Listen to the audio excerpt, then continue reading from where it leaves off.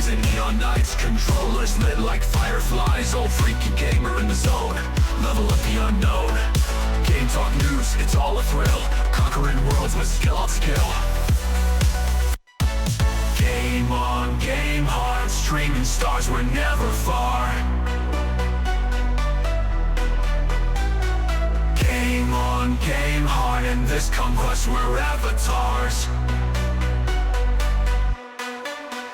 Mr. Mike calls the plays, gaming chair, endless days.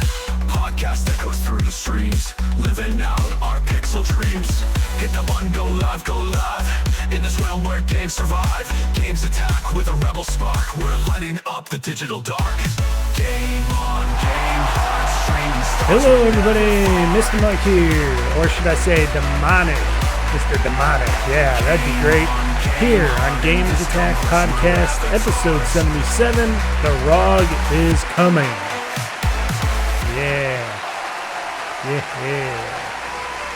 Oh, and that started up again, of course.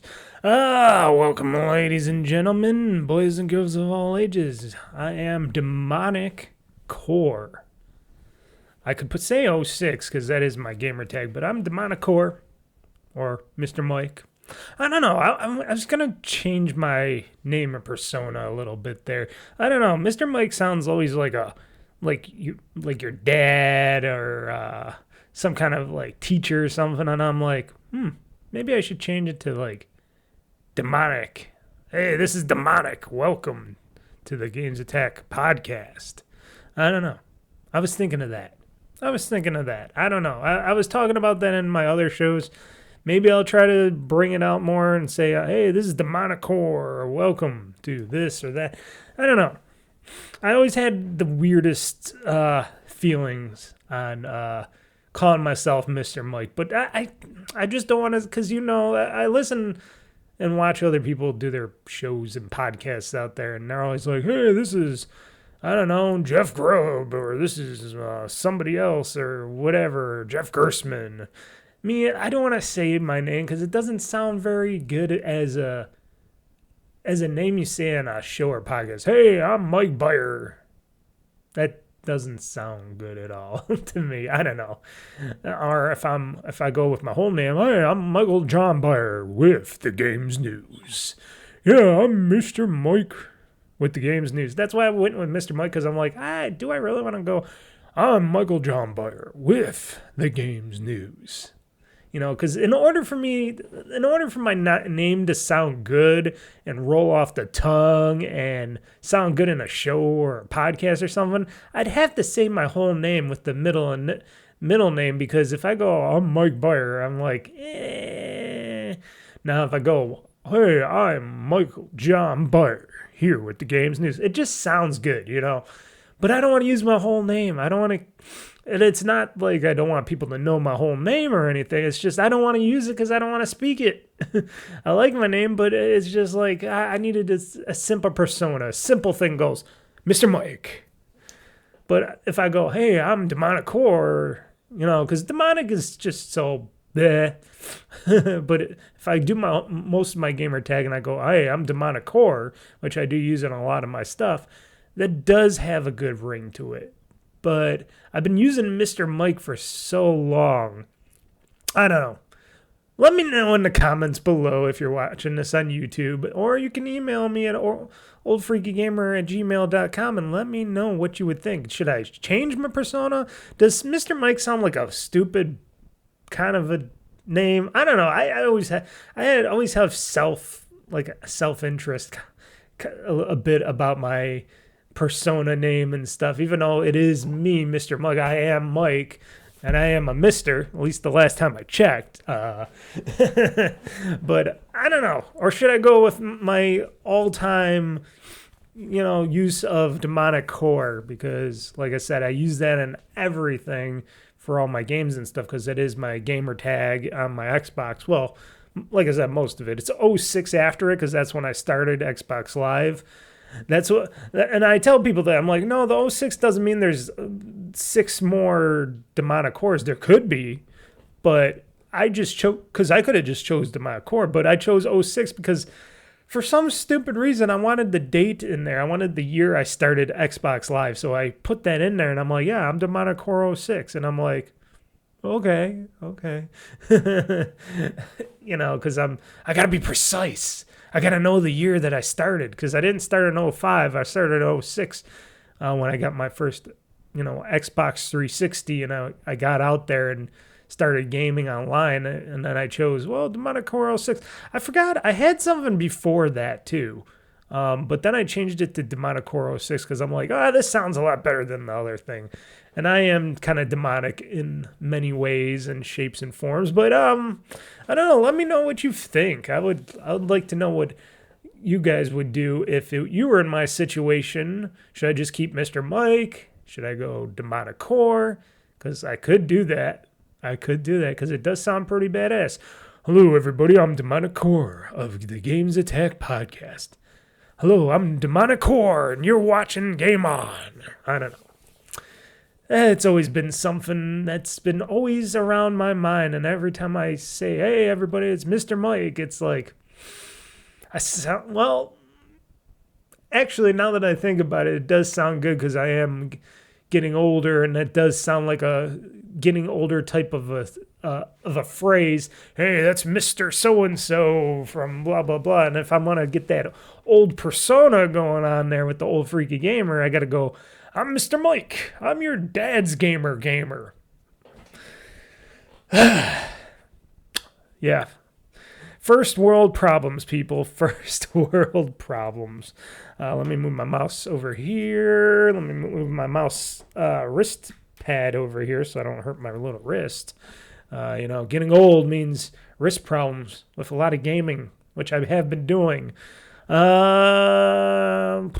Let's kick it off with that then. If I talked about I'd been doing a lot of gaming, I might as well kick it off with the games that I played in this past week, shall I? I think I shall.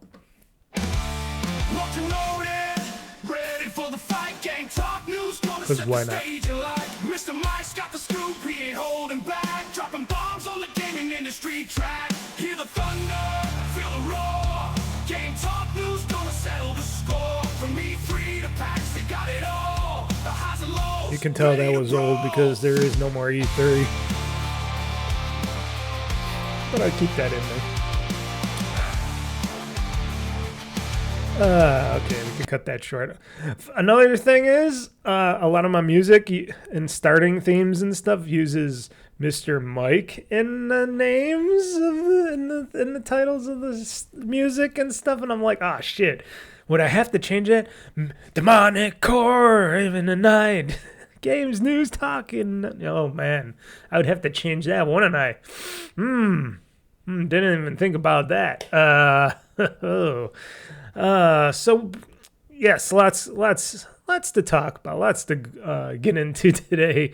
So games that I have been playing in the past week, been doing a lighter bit of Minecrafting, because I've been trying to get into other things. I have made the decision that I'm going to hold off on playing, more of, whatchamacallit. Man, want to speak it, but I can't speak it. That's what getting old is all about. Indiana Jones and the Great Circle. I was going to start playing more of that, but then I decided the last made decision that I said I'm going to hold off on that a bit longer because there's so many other games I want to play. Back catalog, future catalog, games coming out. And I just haven't been feeling the urge to get into the Indiana Jones role. You know what I mean? It's a great game. I am well into that game. I just haven't been playing any more of that game. And I wonder how many of you liked that game but fell off the game because of various reasons. And I feel kind of bad for it because they did a great job at making Indiana Jones and the Great Circle something really amazing out there in the gaming sphere. I think it was Machine Games that did it from Bethesda. I think it was Machine Games. Don't quote me on that. I'd have to look it up. But they did a remarkable job with it. And eventually I want to play more of it. I'm just thinking now's not the right time, and I was going to, but I just can't get myself to start playing it. And I've been playing all these other games, and all these other games have been coming out on Game Pass and stuff. And of course, I'm stupid enough to buy even more games, and so on and so on. So it's like it's pushing Indiana Jones and the Great Circle farther back in my back catalog. I don't think they will ever delist it or anything. I would hope not. But because I don't think they would do something like that. I think that game would stick around for quite some time. But I don't know. Let me know what you think. If I should get back into it and just play it. Should I just... Because my plan was, if I'm going to get back into Indiana Jones and the Great Circle and play... I think I ended up... where was I? I was in the desert. I was in that desert area. Was it like Egypt or something? I was at the desert part when I finished playing that game. That's where I ended up. Should I continue to play that game? Should I finish it up? Should I put on a guide on the side, like a video guide or a regular guide, and just play like what the guide is telling me or showing me and stuff, and then play through the game that way? Or is it a game that I should be more so doing more exploration and trying to find my way? Because I think I used the guide for a lot of things, because there were some glitches in the game that I had to use a guide for, but otherwise I think I did a lot of it myself. But I don't know. I just really don't feel like getting back into Indiana Jones and the Great Circle. But I still have it on my computer here. I still have it installed, so I could change my mind if I wanted to. But there's just so many other games. And one of those games, like I said, I haven't played much of, but I played a bit of over the week, was more Minecraft. And like I said, I got nothing new to talk about for Minecraft. I just been doing my same old with Minecrafting and breaking blocks and clearing the landscape and stuff, because I'm just that's what I like to do. I like to get in there, waste a bunch of hours just clearing land, clearing the blocks, getting resources for my future, whatever I'm going to build. I didn't really do much anything interesting in Minecraft. I just like to do it. It's just a fun thing that I play. It's just one of those relaxing, just sitting there playing a game kind of games, It's not something that's challenging or pushing me. It's just a game that I casually pick up and play for a bunch of hours. And it takes me, it takes away my day. What more can I say about it? But it's a game, and I'm back into it, but I've been kind of off of it too. I've been doing good this time, because usually I'd just be stuck into playing Minecraft like each day, every day, and then nothing else would be played. But I'm kind of like with the game, so I'm pretty good with that. Of course, I've been playing on both my PC and ROG Ally, because it runs great on everything, because it's Minecraft. You could probably you can run it on your Raspberry Pi. You could probably run it on your smart watch or something. It's probably going to be the next Doom. I bet you Minecraft will be that next Doom, where you can run Minecraft everywhere, anywhere and everywhere. We'll see it on cereal boxes. We'll see it on our watches, on birth control, or pregnancy test. We'll see it on everything. It'll be one of those newer, we'll see this on everything type of games, right? I think so. Diablo 4. Yes, been remote playing this on my ROG Ally from my Series X, and boy, oh boy. Oh, and I have been playing it a bunch on my PC too. I've been remote playing it on my PC from my Series X. Now, it sounds kind of really stupid if you think about it, because they do have Diablo 4 for PC. It's just that I don't get any of the achievements. They don't get anything else. It's really stupid that they have that like that, and they should fix it, but they don't care. I don't think they care at all. As long as they got a PC version, they're not going to fix it up so you could get achievements and stuff from it. But they should really do that with Diablo 4 for PC. They should, achievement it up and get it so that you don't have to download battle.net to get it. I don't want to ever download battle.net to play any of my games in the future from PC and stuff. They should all go to the Xbox PC store. And that's what they should be doing, trying to bring the rest of those battle.net games on to the Xbox PC store, just like World of Warcraft. Why hasn't that still not been in Game Pass or something? They bring us all this third-party crap, and I'm saying that lightly, is crapola, like all the Ubisoft classics and stuff, which a lot of those games people don't even care about because most of them are just Assassin's Creed games and they're older games and nothing's new coming from then. And then they got the Fortnite, whatever Realms, whatever bullshit thing that they also touted. And then they keep talking about what was that? The Riot Games shit. How many people care about Riot Games? Stuff like that they added to it, even when before and during and after the whole Game Pass uppage to $30.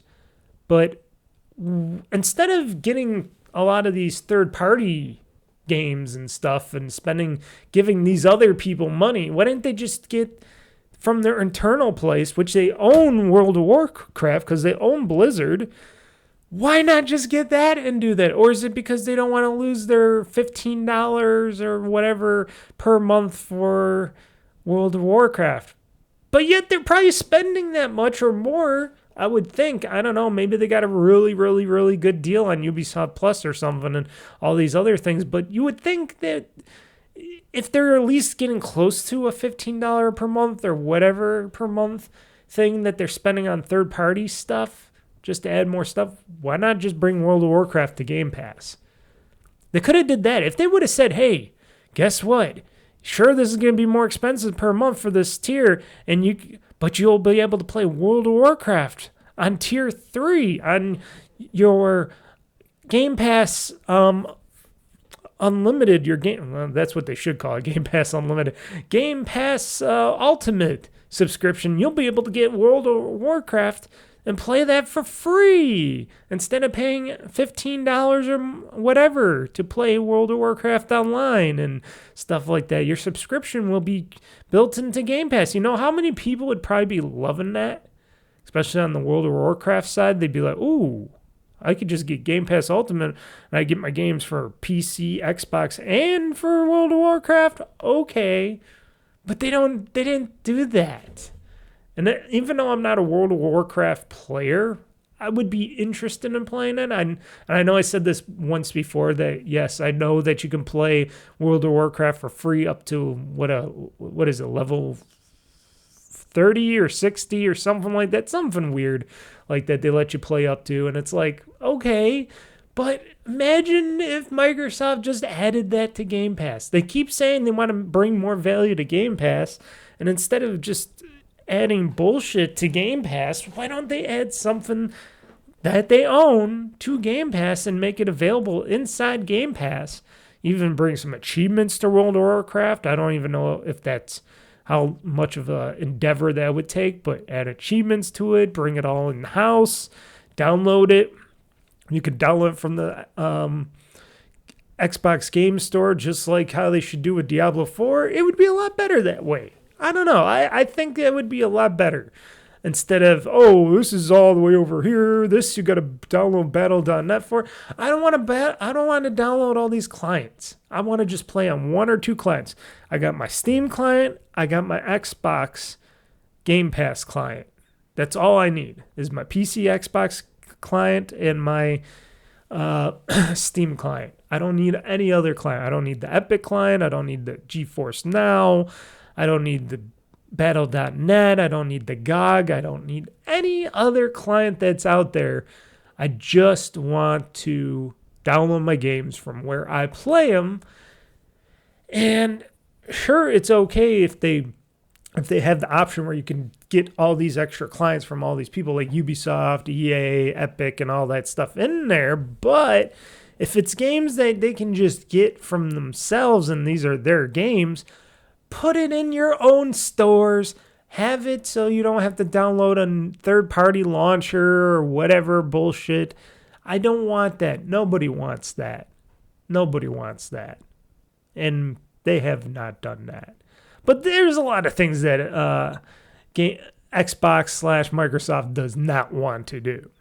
And we all see that all the time because they don't care about you or me or any gamers out there. They care about the ching-ching, bling-bling, you know what I mean? But still, like I said, I get around their bullshit. When I found out about the remote play feature that surprisingly, which I'm not so surprised now that they did not mention because they want to promote their cloud play a lot more. But remote play works just as good or even better.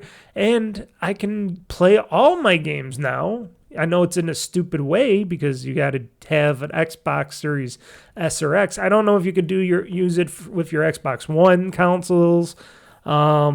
Maybe the future console, if that's even going to be a thing. It might not even be a thing. I know some people are saying, oh, no, they're going to come off another console. And I'm like, do they really need to? Do they really need to?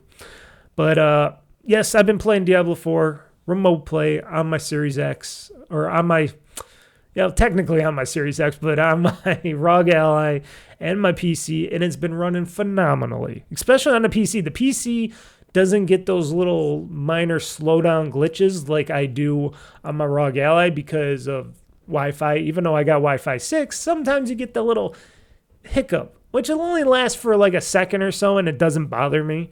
It's like, oh, there's a little bit of slowdown over here, but then it goes away for a very long time, and it's not a big deal. So I don't really have a problem with that at all because it's remarkable in what it can do.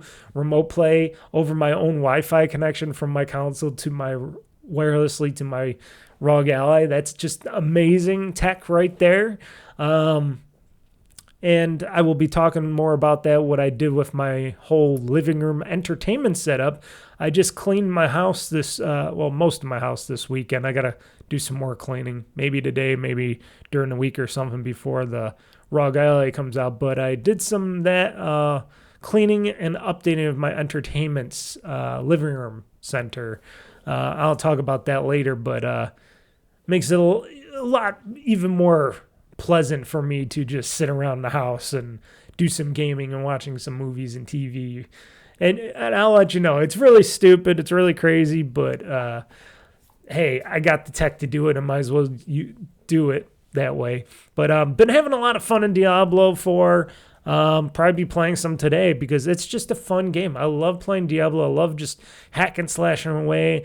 I am going farther into the story now. I'm not just going off the beaten path and just doing stuff, but I might, I like doing that too. I like just going off to the middle of nowhere and slashing a bunch of creatures and stuff and doing all that secondary or third area shit where I'm just looting and killing. I can't say shooting because I'm not. Oh, I'm shooting my creatures at enemies sometimes. That could be a looting shooter, but I'm mostly hacking and slashing them, and having just fun getting through this game, little bit by little bit. But mostly I've been just trying, because I spent a lot of gold on updating a lot of stuff like gems and stuff like that I didn't know I could do until now. And then I'm like, oh, I could just do this at this person with this person, this gem person. And I updated my character, and now it's like she's got like over 1,000 hit points and armor and slashing points. And oh boy, my throat is getting a little dry. Hold on one second. Okay, I'm back. Oh, my throat's getting a little dry. I've been crusty sounding because I've been talking a lot this weekend and week. And yeah, a lot of talking and stuff. So, of course, my throat's going to be a little greasy. Plus, the weather is getting to that point where it's actually cold season now, and my sinuses have been going really badly. But yes, just having fun going in there, hacking and slashing. And like I said, the story has been pretty good. Just slowly getting through that. but actually doing the story and getting really far into my gameplay. But it's really fun. And my character Lilith, even though we got the main bad guy called Lilith, but I'm called Lilith too because I named my character Lilith because I like that name. She's a badass, very badass, and my posse is just ripping and tearing through the lands. It's been pretty easy. I gotta say, my build, I don't know how I accomplished this build of my character, but my build is just like something that is just so epic in the game that I'm just like, okay, they can knock a little life off of me, but I'm just tearing through bosses and side bosses and all these creatures like with great ease. I just do my super explosion or whatever it's called, where I'm just going poof, and then it makes this big demonic like pendulum. What do you call it? What do you call that thing? You know what I mean? The big star in the circle thing. It just surrounds me and it kills all these enemies, makes them all like sick and lose their health. And I just go slash through them and stuff and throw my little demons at them and stuff. And I got my big guy monster, my super bodyguard. He just goes and bunches through them. And then I got my little dog. I don't know what the dog does. I think the dog just cheers me on. I don't know if the dog actually fights anybody, but got my little pooch with me as well. And it's just going through that, and everybody's so miserable. Like, oh, so sick and miserable. Lilith came through here, just ripped shit through everybody. We do not know why she's doing this. Well, she's a demon, first off. She's the spawn of the underworld. I'm pretty sure she's just doing it because she thinks it's fun killing all your people and putting plagues down. And though she took the one guy's son and turned him into a creature by stabbing him in the head with a crystal and stuff. I think that was her. It could have been the other dude, but this one guy's son got a crystal in his head, and then he turned into a monster, and then he died after you pulled you yanked the crystal out of his skull. It gets pretty interesting in this game. I still want to just find Lilith, but I'm just playing. It's basically like playing Where in the World is Carmen Sandiego. In this game, it's Where in the World is Lilith. I just want to get my character and get down on Lilith a little bit, you know. Even though she's a demon bitch, I gotta say, she's a demon bitch. Pretty hot for a demon bitch, you know. She can succubus me anytime. She can take me to the underworld. Fun game though, very fun game. Still playing it. I don't know how much more I got out of it. I'm sure I got a lot, because Diablo games weren't really the what should I say? They're not the shortest games. They always lasted a long time for me. You know, I played Diablo 3 mostly, but Diablo 4 is just fun game. And it plays really well on a ROG Ally. Remote playing on a ROG Ally. Definitely recommend it. The next game I played and have just finished day before yesterday on Friday, Robocop Rogue City Unfinished Business. Well, that business has been finished, and Robocop has left the building, as they would say. Really good game. Really good whole story DLC, which is separate from the original game, but still in that universe. Very fun. The ending was just abrupt. You know, it wasn't like I had a final boss battle. I basically had a final, I got to rip shit through all these enemies and kill all these enemies that they keep throwing at me. The little bullshit enemies, just this horde of people and bad mercenaries coming at me, and I'm just shooting them with every gun I got. I got rocket launchers, I got grenade launchers I'm using, of course, the Robocop gun is the main gun that I use, and sometimes freeze rays, stuff like that, and just having myself some shoot gallery fun. And then it's the end, and I'm facing the main bad guy, and I'm not really facing him at all. It's just mostly a cutscene, which I was like kind of surprised they did it that way. And then basically, you know, he died. Of course, the bad guy died. So it's kind of not so remarkable at the end, but it was remarkable and a relief for me because the last Robocop on Rogue City, the main game, when I was at the end and I had to battle the boss, the main guy, the main old guy of CCP, and he was in this super mech, and I was like, what the fuck is this shit? This mech is just like so hardcore, and I was like, how am I going to beat this thing? As you guys saw me do, and I was like, oh my god, I'm glad this game was finished, because I didn't know if I was ever going to beat it with the last boss battle that I did. But this one didn't really have a boss battle. This one was just a lot of sadness and shooty bang bang, and then it was over. And I'm like, okay, I'm very satisfied. I was very satisfied, and I'm like, I wonder if they'll have another DLC for Robocop anytime in the near future or down the road, or is this just going to be it? Is this Robocop Rogue City going to be it? This unfinished business. I wonder if they'll have another one. But we'll have to wait on that. But I finished it. So his business is finished. So very happy about that. Nothing more to talk about. It is a Robocop game. You should try it. You should play it. It is very fun. And it lasts 10 hours per game. The main game, I think, was like 10 something hours, and then this game was 10 hours or something. Had a lot of good missions to it. A lot of side stuff. Yeah, I never got bored in that game. I'm glad I tried it. I'm glad I played Robocop Rogue City. Never thought I would, but I'm glad I did.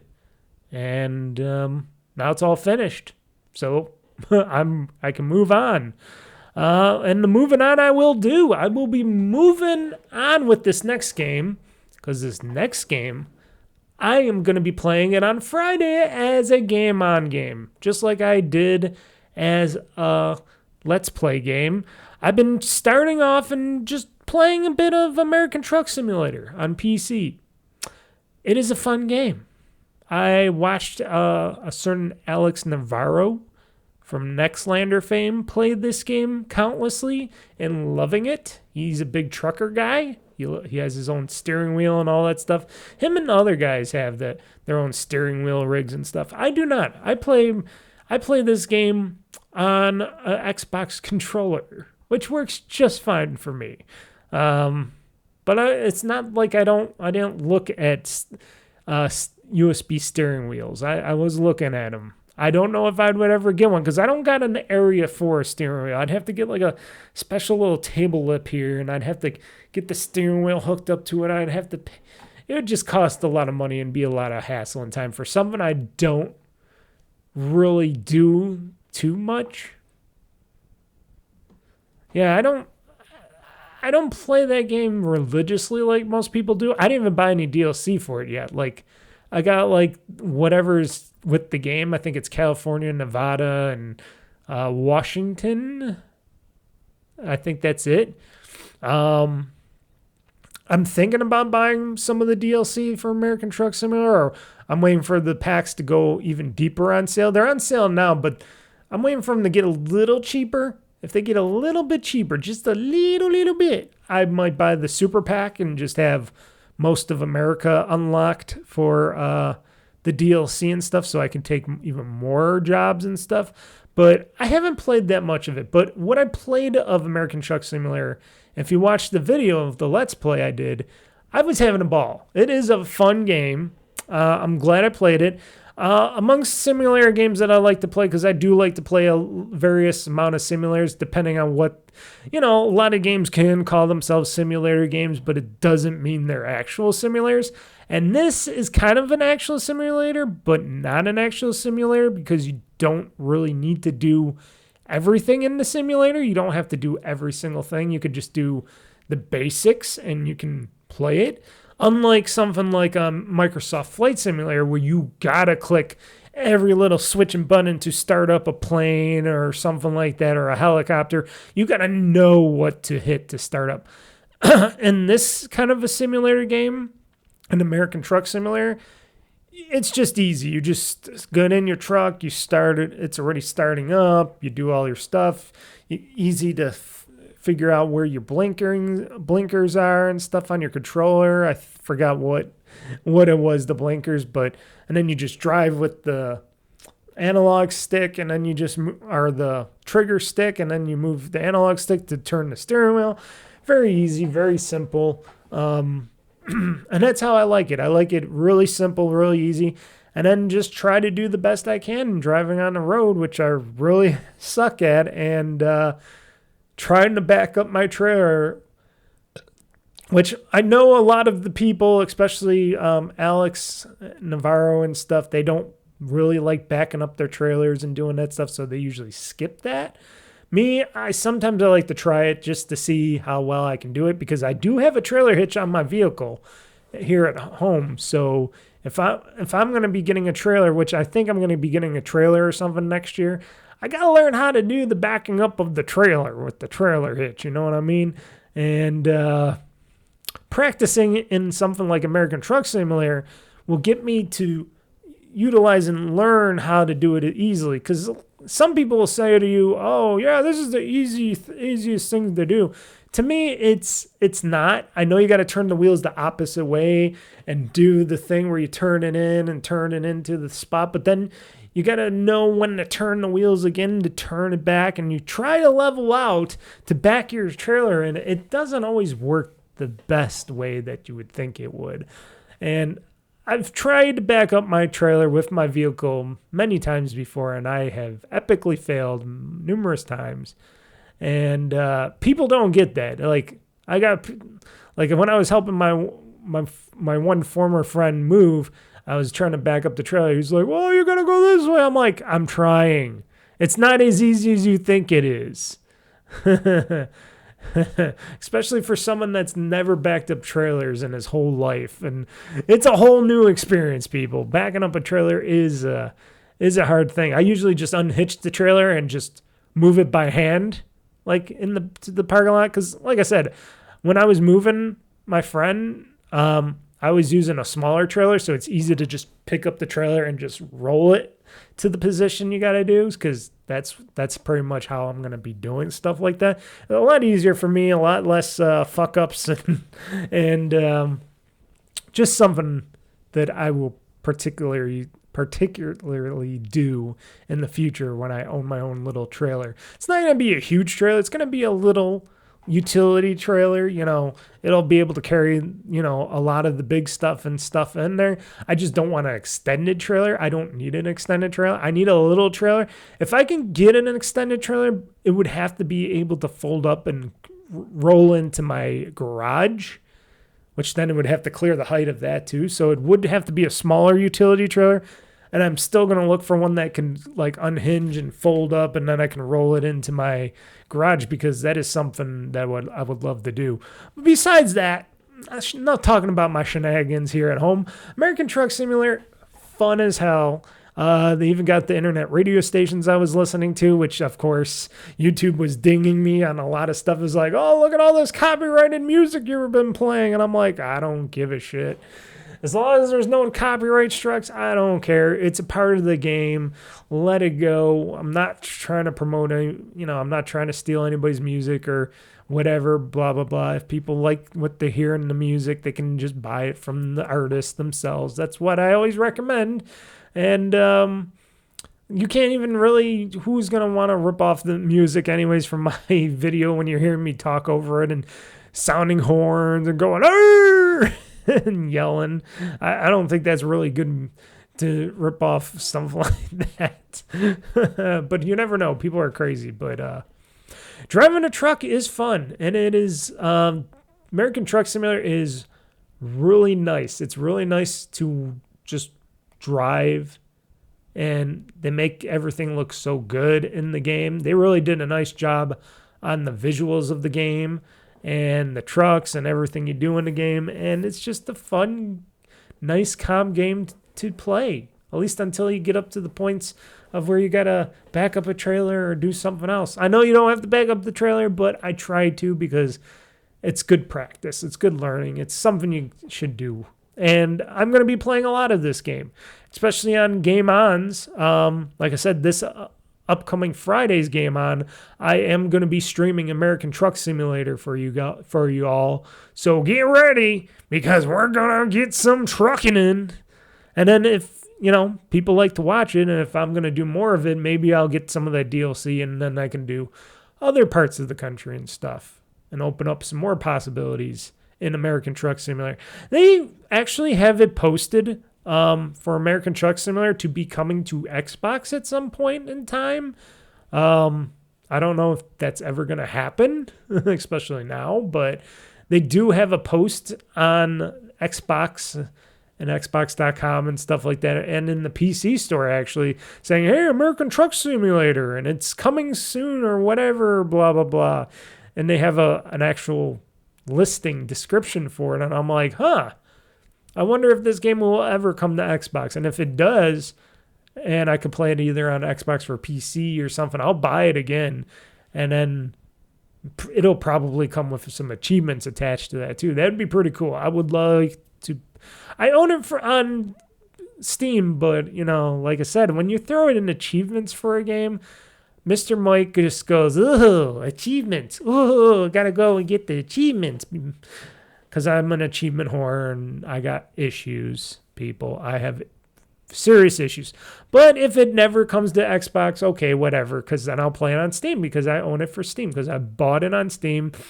I had it for a while and I'm like, you know what? I was just watching Alex Navarro trucking not too long ago. I'm like, I got to do some trucking. I am hankering to do some trucking. So I installed it. I started playing it. I'm like, okay, this is cool. This is easy. This is fun.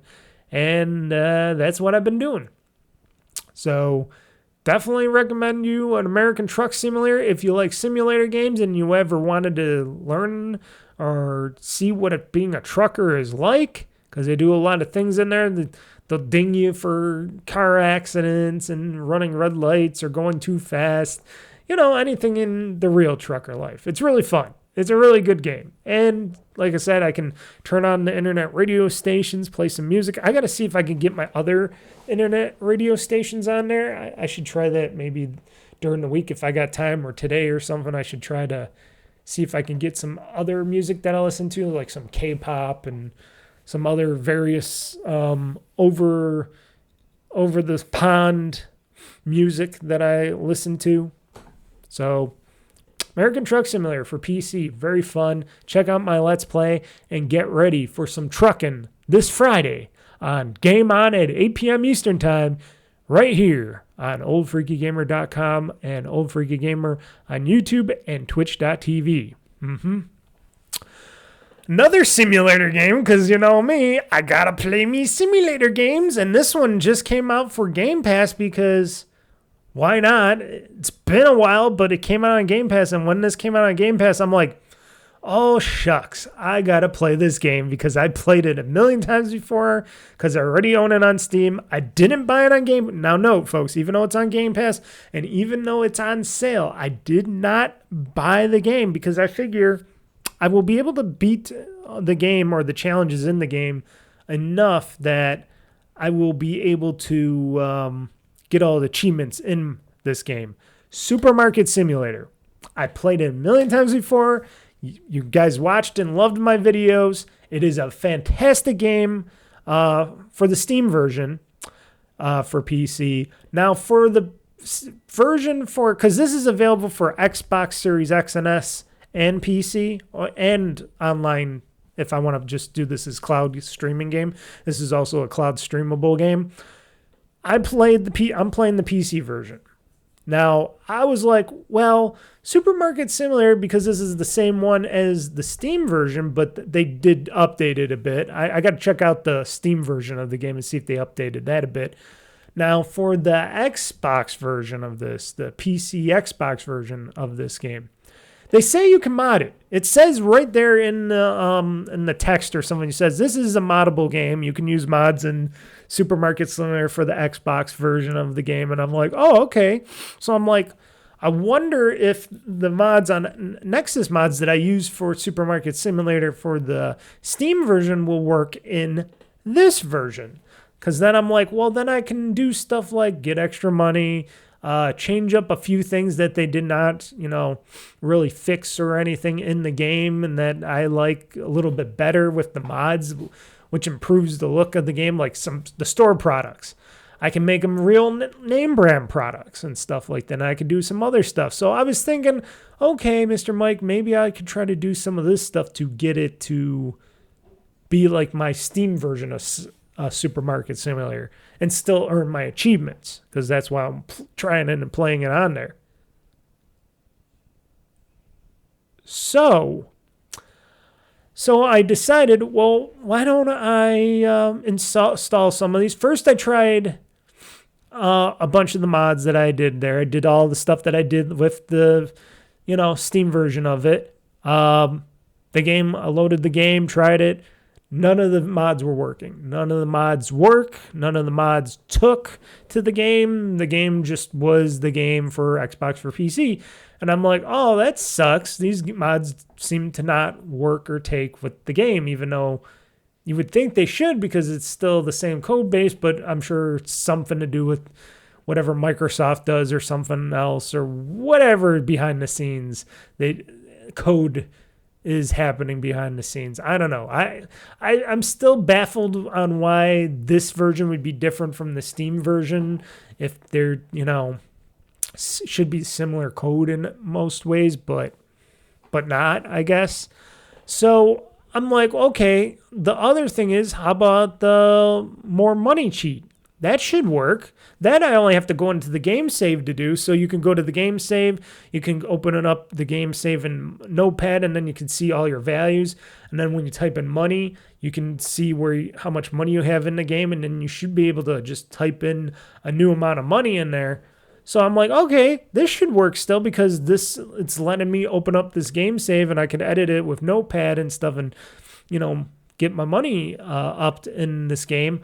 Well, after I did that and tried and save this game save again and blah blah blah, then I tried to open it up, Supermarket Simulator, for the Game Pass version of it for PC, and then it tried to load, and then it kept crashing. It wouldn't even load the game. It would just go doop, and then boop, doop, boop, boop. And I looked at it, and then I tried it again, and it's like, nope. And then I tried reinstalling Supermarket Simulator, because I'm like, well, maybe it's something wrong with the install or something. So I did that, went back to my game save. I noticed it took out of the cloud my game save from the cloud, because, your game save into the cloud on Xbox. So I re-edited the amount of money and all that stuff, and still crashed, still did nothing. Had to reinstall the game again, which is a small game, so it doesn't take that long to reinstall. And I'm like, this money save cheat thing does not work either, and it crashes the game.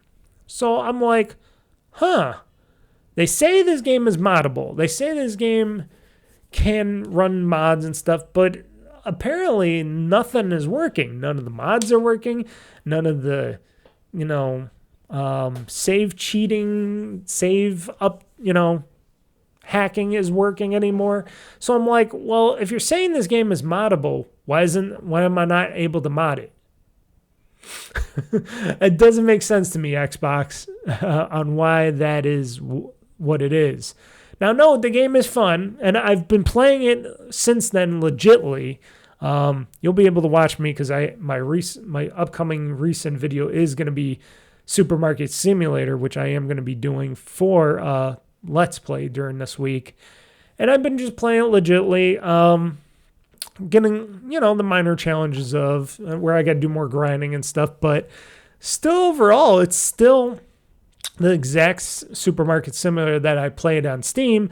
They did add a lot of different elements to it, like you can have shoplifters in there. I have not. I disabled that because I'm like, I don't want the hassle to run after a shoplifter, and you can, even though you can hit them with baseball bats and stuff, I was like, I don't know if I really want to play it that way. I just want to run the shop and do the stuff. But they give you an option so you can take that out, but you still have to clean up the store. So they do a little thing like I would say power wash similar. I would say like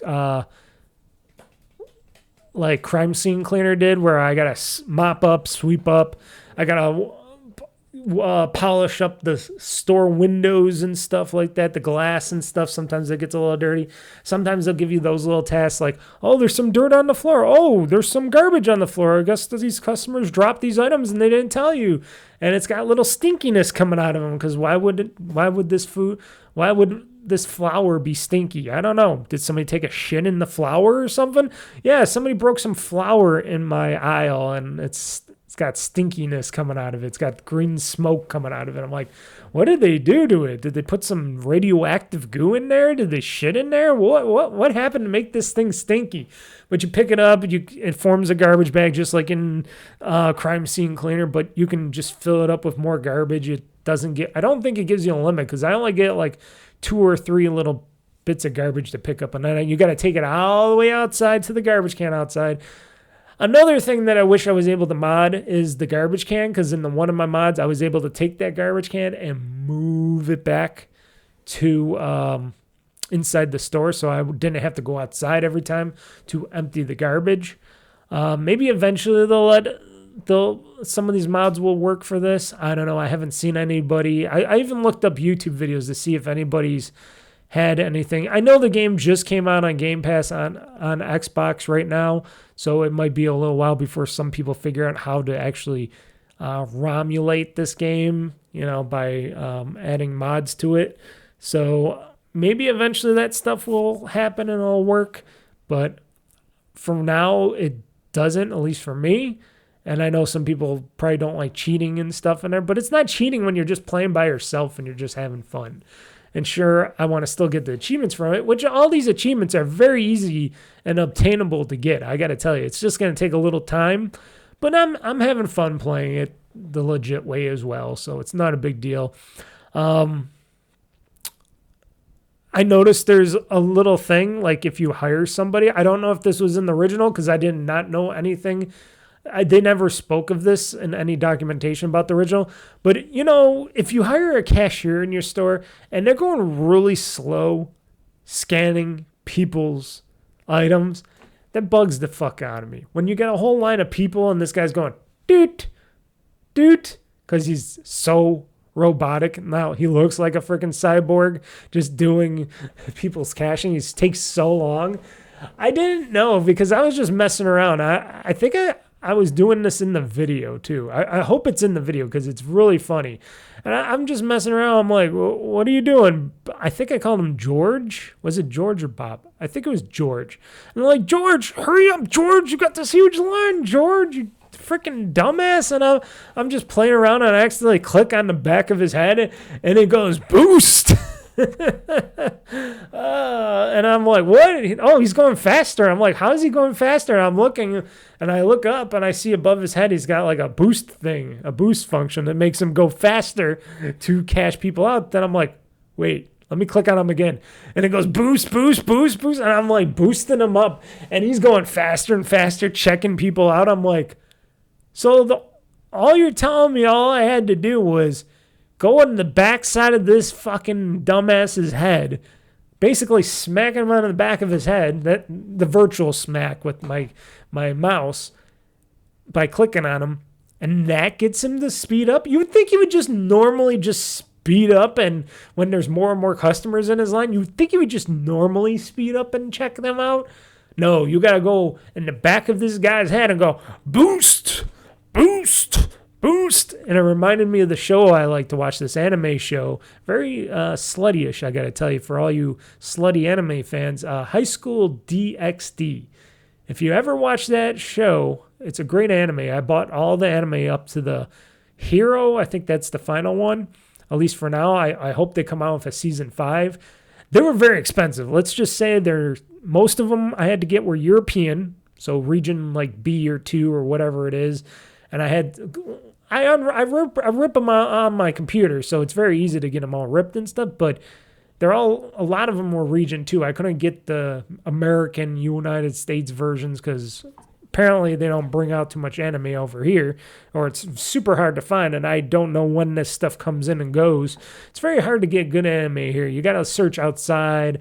of your comfort zones to get it. Most of it was Amazon, thankfully.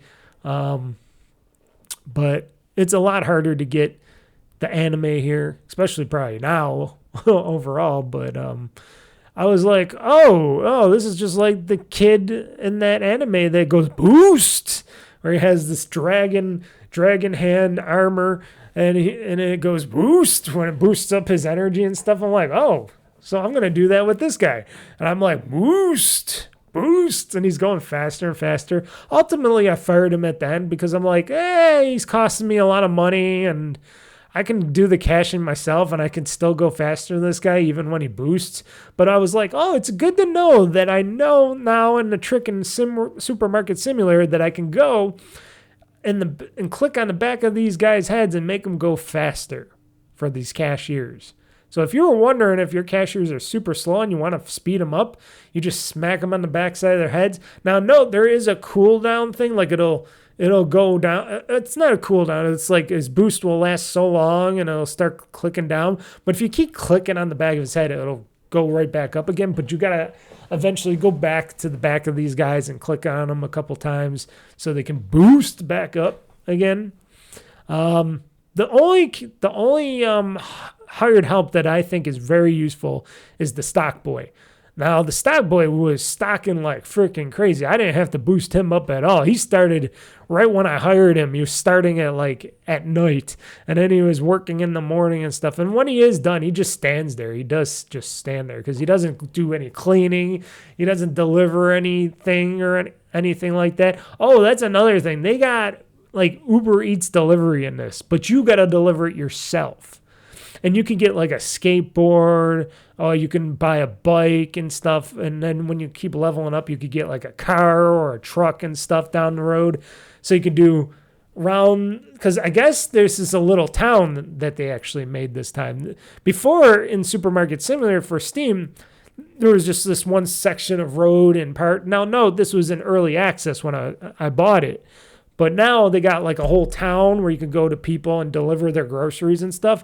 I did it once, but all the other times I just clicked and said cancel because I don't really want to do any Uber deliveries and stuff. At least not right now in the game. I want to at least establish my store a bit more and get more products and get more people actually working in my store, and maybe get a bunch of cashiers working in my store so I can actually just do it that way.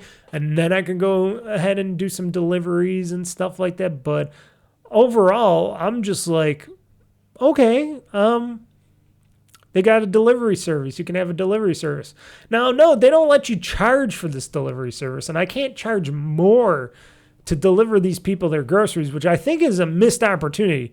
It could be something they can add in future updates, but they should let me charge for delivering these groceries to people and stuff. So I've just been canceling because it's not something I really want to do in the game. I mostly just want to run my supermarket and get it bigger, add more products to it, get more people, make more money, stuff like that, hire some more help eventually.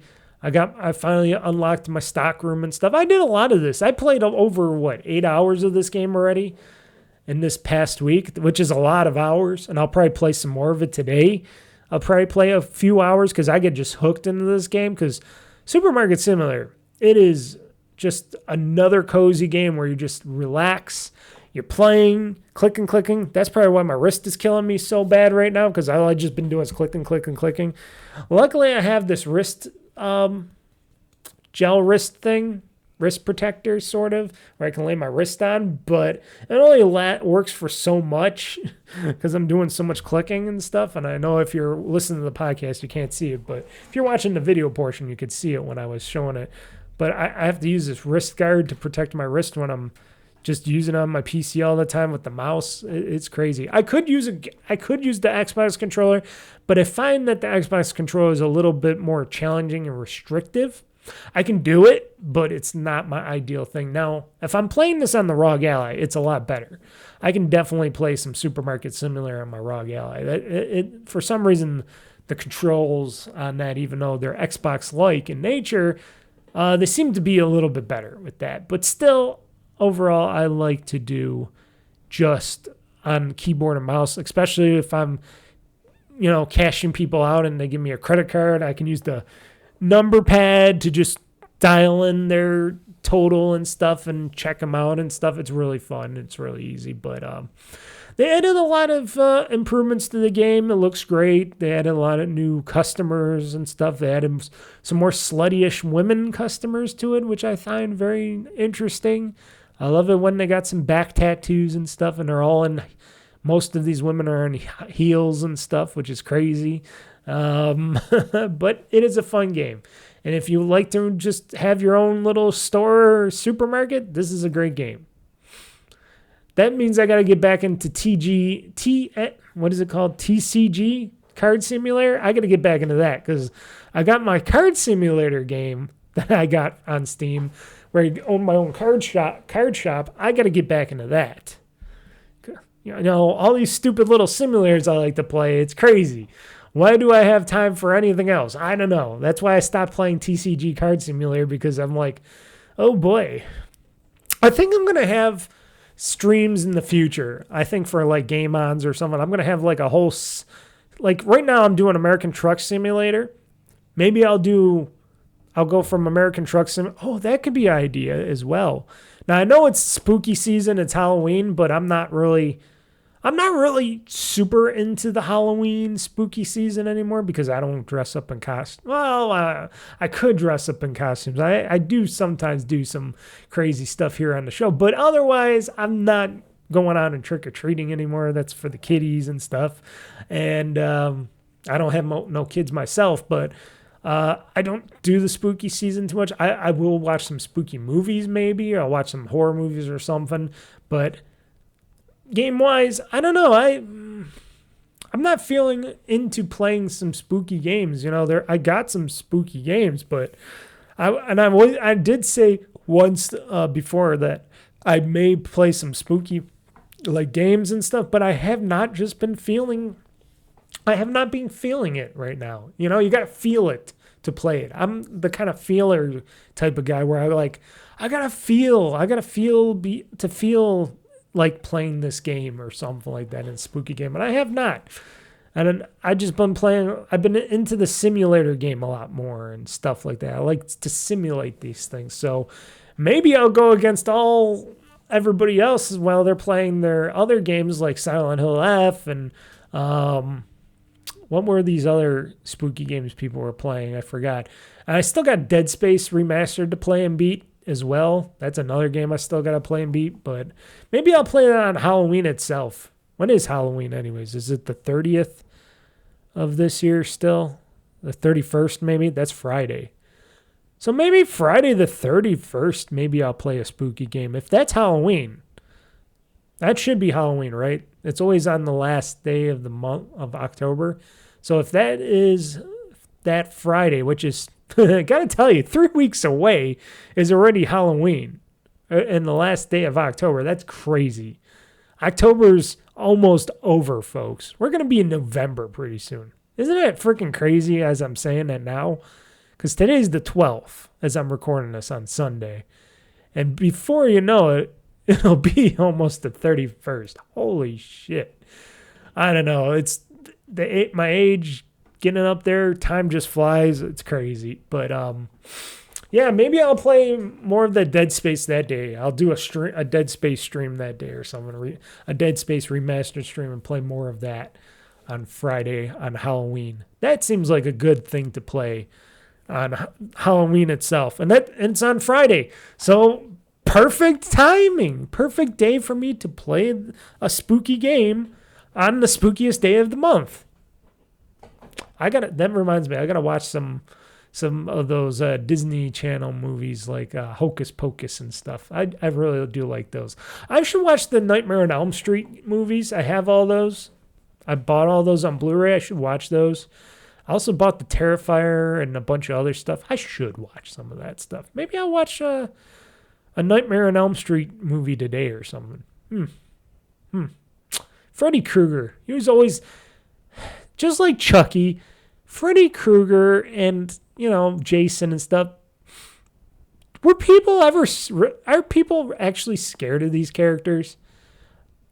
Like, you see people get, scared. And I just look at them, I go, yeah, they're bad guys. They're bad creatures. They kill people, but they kill them in weird, funny ways. I call them more like horror comedians more than scared. I kind of find them as funny comedians in a horrific way. Like, they're doing the jackass thing of, we're killing you guys in funny, creative ways. So, hey.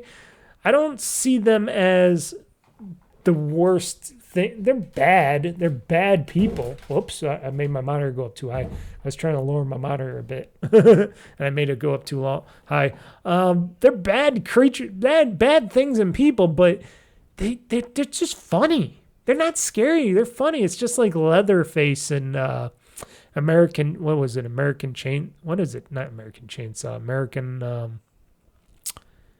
What is it called?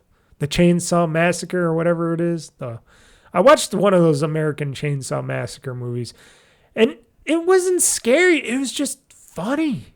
It was like, okay, he's killing people. He's taking them in weird ways and chopping off their hands with the chainsaws or their necks, and funny stuff is happening. And then at the end of the movie, he's just dancing around with the chainsaw. And I'm like, looking at him. He's doing weird things with his chainsaw. I'm like, oh, you gotta be careful, dude. You're gonna chop off your own head with that chainsaw. It's not safe for you to do that.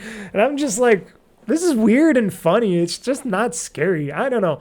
The only thing that still, even this movie doesn't scare me as much, but nowadays. But before, the only movie that actually scared, well, okay, there's two movies, but this other movie's just because it's got a bunch of creepy. But this movie was my first movie that ever really scared me. And that was, excuse me on this, Poltergeist. The original Poltergeist, scary ass movie when I was a kid. My mom had me watch it, and I was fucking like scared all the time. I thought the tree in my backyard was going to come and grab me and shit like that. And my closet was going to come alive and suck me in and shit. That was some scary shit back when I was a kid. I was like, oh fuck, what is this shit? Oh God. Oh God. I was scared, especially during thunderstorms. And she knew it, and she had a ball. She had a good ball and laugh saying, ha, I scared my son. And I'm like, fuck you, Mom. I'm only 6 years old, and you made me watch this scary. And then I watch it now. I'm like, yeah, I can understand it was scary. But there's other fun things for the movie as well. The other movie that actually is scary to people like me, and I'm sure a lot of other people will like this as well. I don't know why I'm talking about this stuff instead of video games and stuff, but the other movie would be Arachnophobia. Spiders. I hate spiders. Out of any bug and creature out there, spiders are on my top of my list of the ickiest. I know they're creatures that are good bugs in a way if they're outside and they're staying away from my doors and stuff like that, and they're just in bushes and stuff, and they're making their webs away from anything that I walk through and stuff, and I don't have to walk through their webs and stuff and get it all over me and go pleh, pleh, pleh, pleh, which I usually have to do because these fucking dumbass spiders always have to create their webs in my doorways and shit. Or right now, a lot of them are in my house. These damn spiders got in my house somehow. I think it's because of the one Asian that I got living with me. She leaves these doors open sometimes, and they come easily crawling in. But otherwise, they're in my house, and then I get spider webs everywhere. So I've been cleaning everywhere, trying to get the webs off, and I've been spraying walls and stuff with cleaner and stuff. So if they do try to come in or go up a wall or something, they'll get sick and die and whatnot. You know, I got some special spider repellent kind of stuff everywhere, but hate spiders. Always hate them. Arachnophobia. That movie, I cannot eat anything in. I can watch any other horror movie and see people get butchered, split in half, whatever, drowned, blown up, whatever. Aliens impregnate people and they just got alien babies coming out. I can eat pizza, steak, whatever, bloody hamburger. Doesn't matter. I can eat shit in front of those movies, but if it's something like Arachnophobia or something, it's like, no, can't eat, drink, whatever, no. Makes me sick to my stomach, and oh boy, I hit my keyboard. Am I still recording? Yes, I am. Okay, got to be careful of my elbow and my keyboard. It's right here. I got to move over. But yeah, that's the only thing that scares me.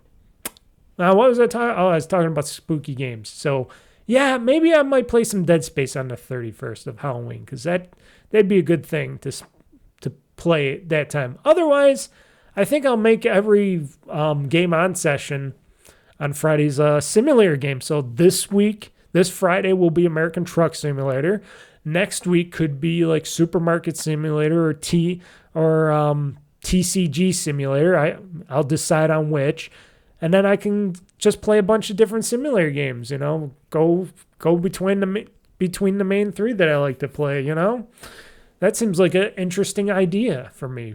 But yeah, I haven't really been into wanting to play any video games, horror video games. It's not that I don't like a lot of them. It's just, and I do have them. I did just recently get another one of those Resident Evil games as well, which I hope I'll play because they say they're moddable too. So I can and I only want to mod them so I can mod out the stupidness of them. Like, the only reason I don't like these Resident Evil games or any of the old Resident Evil games or even these new ones is the stupid systems they have in them with you got to do this with your stuff. It's like a stupid puzzle. I hate stupid puzzles in horror games. And they do it. They did it in the Silent Hill game too. They put these puzzles in it. I don't want stupid puzzles in my horror games. Just have me go in there, have some spookiness, have some, what's going on? Oh, I got to run and get away from this. That's all I want. That's all I want out of my games. And hold on, I'm just seeing myself here. Oh, okay. I was a disembodied head of a person in my shot here. I didn't notice until now. I had to fix myself, folks. I was floating in my video. You do not notice. I did. I'm very particular on that. Okay, I'm better now. Whew. I was like, whoa, I'm disembodied from the rest of my body because my camera only goes so far. No, but yeah, I hate puzzles in horror games. I don't know why people like to put puzzles in horror games. Just give me a horror game that's spooky and slashy. Don't put puzzles in it because it just makes me angry. It just makes me angry at the game and at the creatures. It doesn't make me want to even get remotely scared, which, there's some jump scares and stuff, but it doesn't make me go, it just makes me angry and like, I just want to kill anything. Where's these creatures? Give me these creatures. I just want to kill them and slam the puzzle into their head or slam their head into the puzzle. It just makes me turn into an evil creature inside these games. So there are mods to get rid of some of these puzzle-like stupid features and other little gimmicks that they do in these Resident Evil games, and that's it. Otherwise, I'll play the game the rest of the way it's supposedly meant to be, but I want to play the games. They look great. I love the movies. I love the animated movies. I just don't like how the games were ever produced, but with these newer ones, like I said, I'll be talking about one of them that I just got recently. I'm going to try to mod them a little bit and play them just to have some fun out of them like that. But will I play them for spooky season? Probably not. I was going to, but with the ROG Ally coming out this month and the Xbox ROG Ally, I should say, coming out this month and other stuff going on, it's just been a little hectic lately. Haven't had much time to do any game modding or anything like that. But Supermarket Simulator, fun game. It's just fun as the one on the same one, of course. It's fun as just as it was on Steam. It's a shame I couldn't bring my Steam save to this one, but I'm guessing it would just break or something. But yeah, playing it legitly, it's not bad. It's not a bad game if you play. You just got to be very careful when you're spending in the beginning because they do really give you a very limited budget to start off your supermarket. I wish they would have gave me more because they want to try to force you into getting loans and stuff. And trust me, getting any loans for your business sucks. If you can get around it, if you take it slow and easy, you can get through this, the beginning, harsher parts of this beginning of the game by not doing loans, by slowly putting stuff out, doing stuff, grinding the game a little bit. Then I haven't taken out a loan yet in Supermarket Simulator, at least with this one. So I've been able to run my business loan-free And I've been a lot happier that way. Sure, it takes me a little longer to get to certain things and whatnot. And sometimes I will take that occasional risk and buy something really expensive that drains a big portion of my money. But if it's something I know I'm going to use in the near future, I just go ahead and do it. So I've been running that path. If you know how to budget your money, you know what's what, and you pay attention to what you want to do with your store and stuff, you can make a very successful store. My store is very successful right now, and it's not even that big. I just added a bunch of items now, and I still got to get more items on the shelves because customers are asking for it constantly with these newer items, and I'm like, okay, hold on, eventually. And eventually I'll make that supermarket into a huge supermarket, and I'll have some really big fun.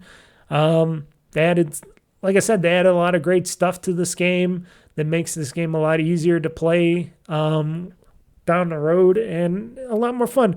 And then when I get all the achievements for it and stuff, then I'll probably uninstall it or whatever, and then I'll just keep playing the Steam version because I like my Steam version. I'm pretty sure they updated the Steam version as well and took it out of early access, so it should be the same as the Xbox Game Pass version of the game. So I already own it, so I don't have to own it again. I just want to get the achievements from it and say, hey, I played Supermarket Simulator on Game Pass. There we go.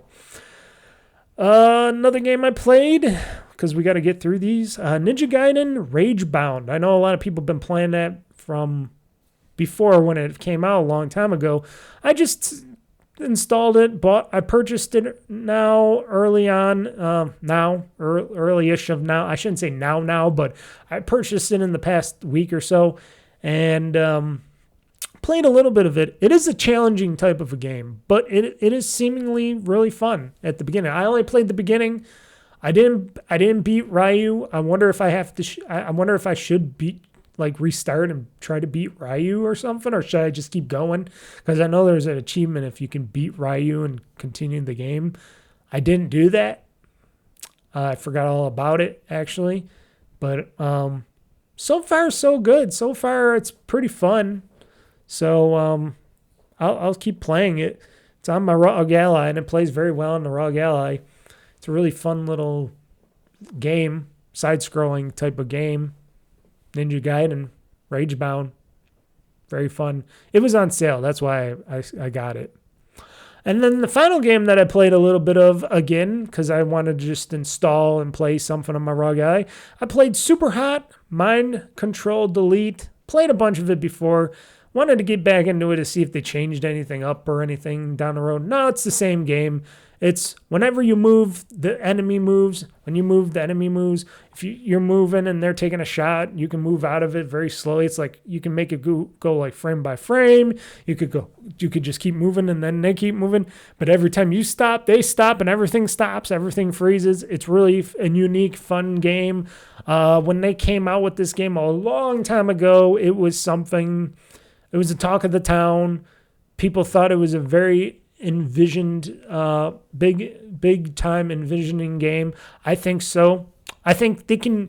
I wonder if other people can utilize this kind of a tech from this game where you could do this in real life. Like, imagine if they made a Resident Evil game or some other type of game in a more 3D realistic environment where you can just walk and you could just move and then everything starts to move and you could do that whole Superhot kind of a thing in a Resident Evil or something else. That would be pretty cool if they added that kind of a technique to like a newer game.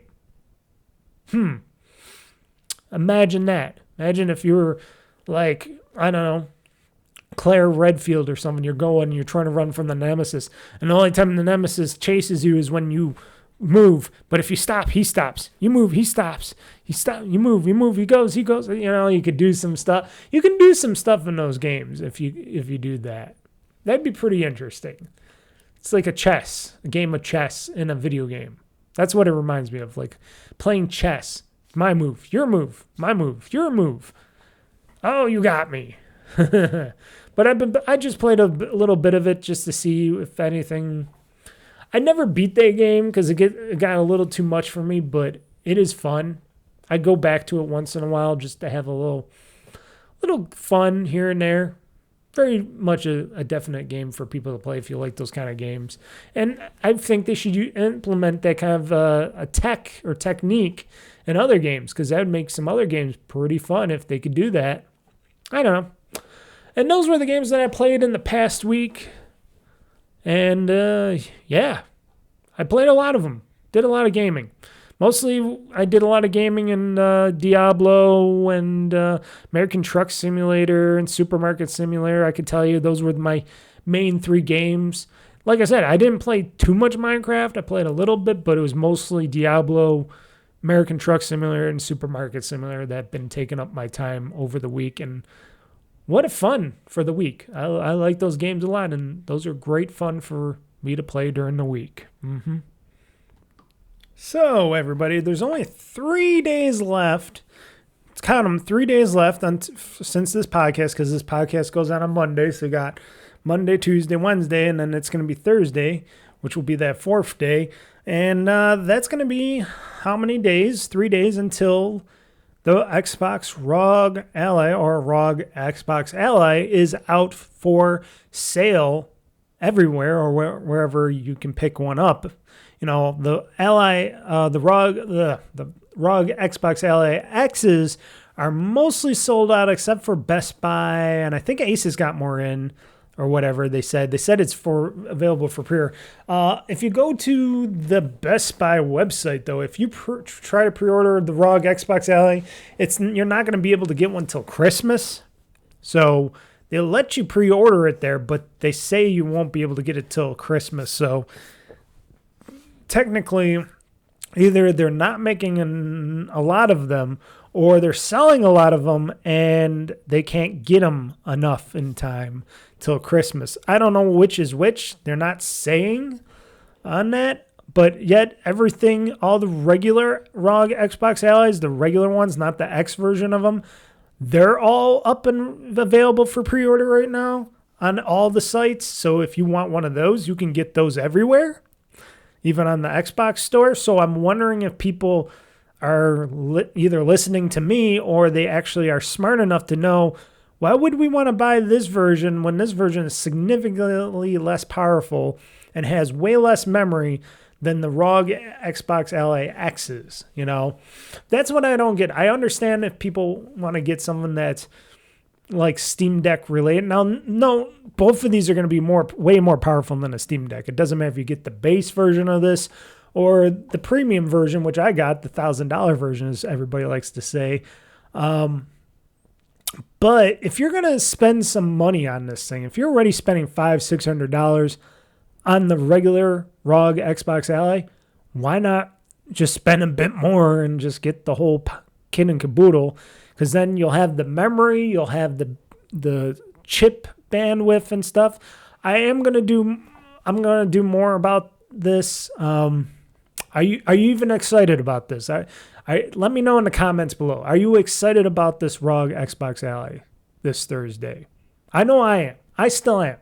Even with all the BS that's going on about Microsoft and Xbox right now and all the other stuff, and how the world is right now, when everybody complains about the world, I could give 2 shits about the world as long as, you know, I take care of my own shit. That's what people got to start doing, is taking care of their own shit. If you take care of your own shit, you worry less about the rest of the world. You know, you got to worry about your own shit first. And the rest of the world should not affect what you are doing. Unless if you're in that part of the world, then sorry, unfortunately you have to put up with that bullshit. But otherwise, I try to do what I got to do. I worry about my own shit. And then, you know, if I have time, I'll worry about some other stuff in the world. But I'm excited about this. This is like a new console for me. This could be like my, I don't know, not last console. It's not going to be my last handheld. Let's just say that. When they have newer and more powerful editions down the road, I might wait another 2 editions again, like I did this time, because I didn't get the ROG X or the ROG Ally X when it came out, because that came out with more memory and stuff. I said, I'm going to wait till the chip, the CPU and stuff would get bigger or more powerful and stuff. And that's what I did. And then when they said they were coming out with this one, and I was looking at the specs and everything was doubled, and the CPU, GPU performance is going to be greater and more powerful. And then when it said, oh, you're going to have 24 gigs of RAM in this, even though I'm selfishly would still love 32 gigs, but 24 gigs, way more than 16. Way more than 16. Because 16 is not enough. But 24, great. That's going to be beautiful for my gaming. And when they said this is going to have a lighter, slimmer version of Windows underneath the hood, and it's going to have a more streamlined Xbox app interface to this, and it's going to be a lot better for your gaming and stuff, I'm like, good. More performance for games that I want to play.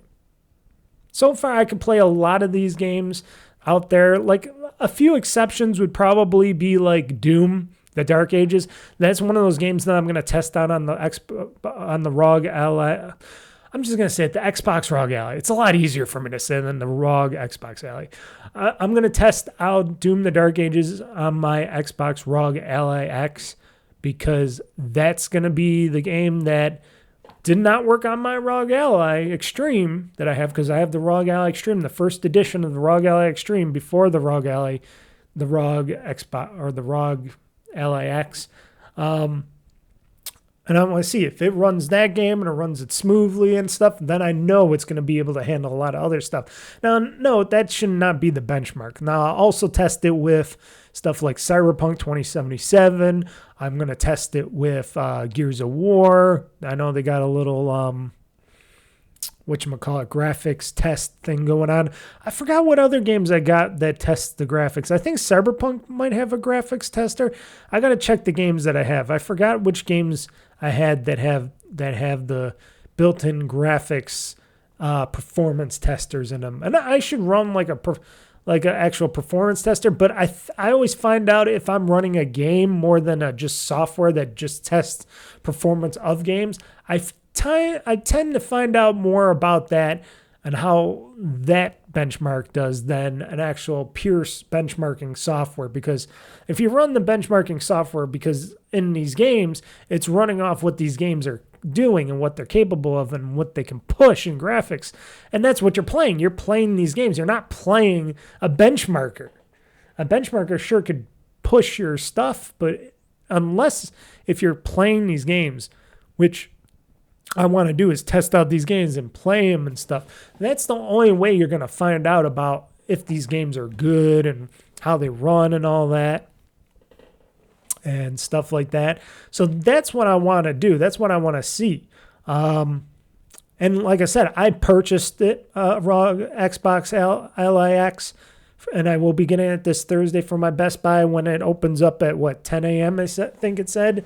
So by the time they get my pre-order ready, it'll probably be 11 or something. So what I'm planning on doing, I'm planning this stream to start at noon on this Thursday. I'm planning for a noon start of my Xbox ROG Ally X stream at 12 noon this Thursday to just unbox, show off the Xbox ROG Ally X, set it up first, because I want to set it up, load it up, get it to know me. And then after it's all set up and it gets to know me, then I'm going to take it apart. I'm going to put in the new hard drive, the new M.2 drive to this thing, pop that in. Then I'm going to install a new fresh copy, and I'll show you guys. I'll show you as much as I can show you. I can't show you logging in my account or anything, but I'll show you as much as I can. Then I'll load it up with new software and be able to get the new copy of Windows on there and stuff like that, and go on from there. And then install the games, get those played and test, see how they play, how they test. I will have it hooked up to my capture card. Hopefully it'll work decently. I will have my secondary camera here so I can just put it down so you can see what it's doing and whatnot. Maybe I'll move this secondary camera. Maybe I'll move it to on this. I got my scanner copier here, but I can use this as like my platform so I can have the camera right there to see it, overhead when I can't really capture it and stuff, because I'm sure I need to wait for it to capture to do, sometimes capturing directly from a unit while it's doing stuff doesn't work as well. So I got to use a secondary camera to do that. So maybe I'll take that, I'll put it on my tripod, and I'll have the secondary camera focused down on this scanner here, and then I can copy that. And then in the meantime, when it's updating and doing all the stuff and it's taking a long time to install Windows updated, do all the stuff to it, I can also have a game on here, and we can play some games, and I can do some games in the meantime while we are waiting on this. So it's going to be a stream where I'm doing some gaming, and I'm going to do this Xbox ROG Ally X here,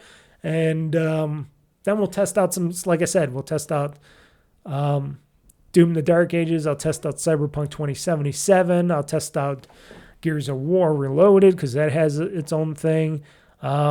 I'll figure out what other games have their own good benchmarking to them, so I could test those out. And, I'll go through everything. We'll go through the menus. We'll go through the system and how it compares to my original ROG Ally Extreme. And we'll see how the performance is. I'll see what's better, what's worse, see how the system handles and stuff. And I'll see how it overall runs. I'll see if it runs a lot faster and better than my Extreme does. I'll see if Windows is lighter or whatnot. We'll check all of that. I'll try to get through all of that. And then if you guys got any comments or questions, that will be, like I said, it's going to be a live stream, so you'll be able to comment or question on anything on the stream when we do it on my YouTube stream, which will also be streaming it onto twitch.tv. But if you want to comment or chat with me, it'll be on my YouTube chat. So get ready for it. That's going to be this Thursday. Like I said, it's going to be around noon. That's what I got the time for, but we'll see how it goes and how the pre-order gets ready and stuff for that, because sometimes Best Buy isn't the fastest or anything. Maybe I'll go there before, like at 11 or something. Maybe I'll go there and see if I can just get it right there. Let's be like, hey, is my order ready? I pre-ordered this. Should it be in the back somewhere? I need to get this for a review. Can I get it? I'll tell them I'm getting it for a review, so maybe they can get it to me earlier or something. I don't know. But that's what I'm planning for. It's going to be all day or most of a day stream for the Xbox ROG Ally X. And like I said, if you guys got any comments or questions, if you're going to be available to watch it during the time, great. If not, you can watch it after the fact, because I'll have that as a nice little video after the fact. And like I said, on the side, I'll play some games. We'll do some stuff while we're waiting on certain things. But I think it's going to be a fun time. I think this is like the second time I'm doing this. The first time I just pre-recorded everything. This time I'm doing it live. And I'm excited. This is like my new little handheld console. I cannot wait. Another reason why I don't think I'm going to get another next-gen console down the road. Unless if maybe the Switch 2. Maybe. I don't know. I don't have any notions of having to do it, but maybe not. It depends. It depends on if Nintendo gets their acts together over there for the way they do things, and if there's enough games for me to want to buy a Switch 2 for.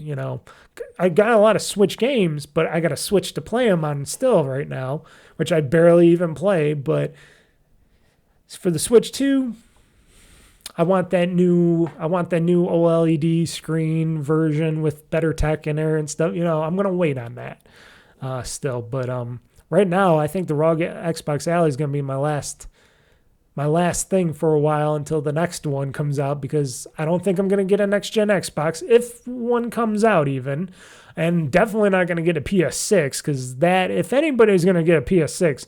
You got money to burn, people. You got money to burn. I got somewhat money to burn, but I wouldn't burn more money on something that I'm not even playing the last console for. If you're not even playing much of your PS5 or anything, why get a PS6? It makes no sense.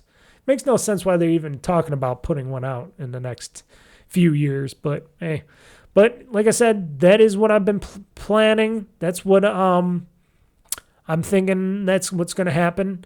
So get ready for Thursday, 12 p.m. Eastern time, right here at OldFreakyGamer.com, YouTube.com/OldFreakyGamer-2023, or Twitch.tv/OldFreakyGamer, 12 noon. It's going to be that ROG Xbox Ally X, or I'm just mostly calling it the ROG Xbox Ally show off, whatever, unboxing, show off, testing video. It's going to be, I'm going to do a bunch of stuff with it. We're going to put it through its paces, and I'm going to see how good this thing is going to be. And if it is going to be one of those things that people will talk about or want to use or want to get for $1,000, you know? So there's some games I already talked about. One of the games that I've purchased, like I said, it was on sale for $20. It was Ninja Gaiden Ragebound. I think it was like originally like 24 something or whatever.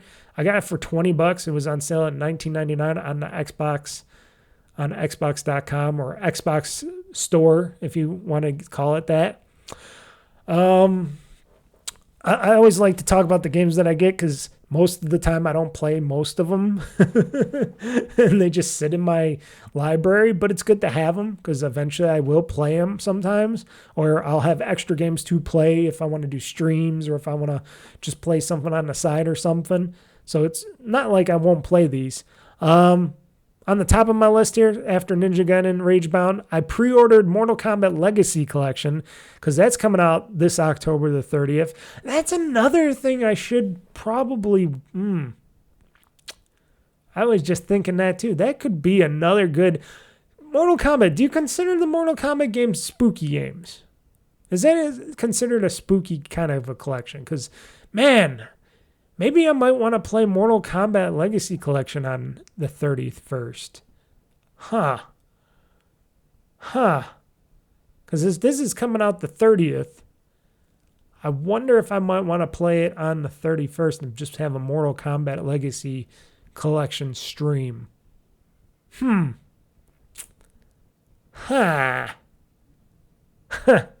don't know, because I was talking about maybe I'm going to be playing some Dead Space, but maybe move on over Dead Space because Mortal Kombat is coming around the corner there. So I don't know. I pre-ordered it. It was $45 for the pre-order. Not bad for a new game with old games in it. And I'm interested in the documentary. The last two, when I got the Tetris one and I got the Atari, the Atari 50 collection, those two before this one, those two really had good documentaries. And even though I'm not a big Atari guy, I do like the documentaries behind Atari and all the old school gaming and stuff. And I did play a few of them, and I found out that those games really did suck balls back in the day. I'm not an old school gamer, but playing Tetris, that Tetris collection, that was good with the documentary, the games and the documentary. I had lots of fun playing those. And this is by far probably the biggest game that I can't wait to play and see a documentary for is Mortal Kombat The Legacy Collection, because that's going to blow all the other docs and stuff away. I can tell you right now that I'm very excited for this Mortal Kombat Legacy Collection. And coming out October 30th this year,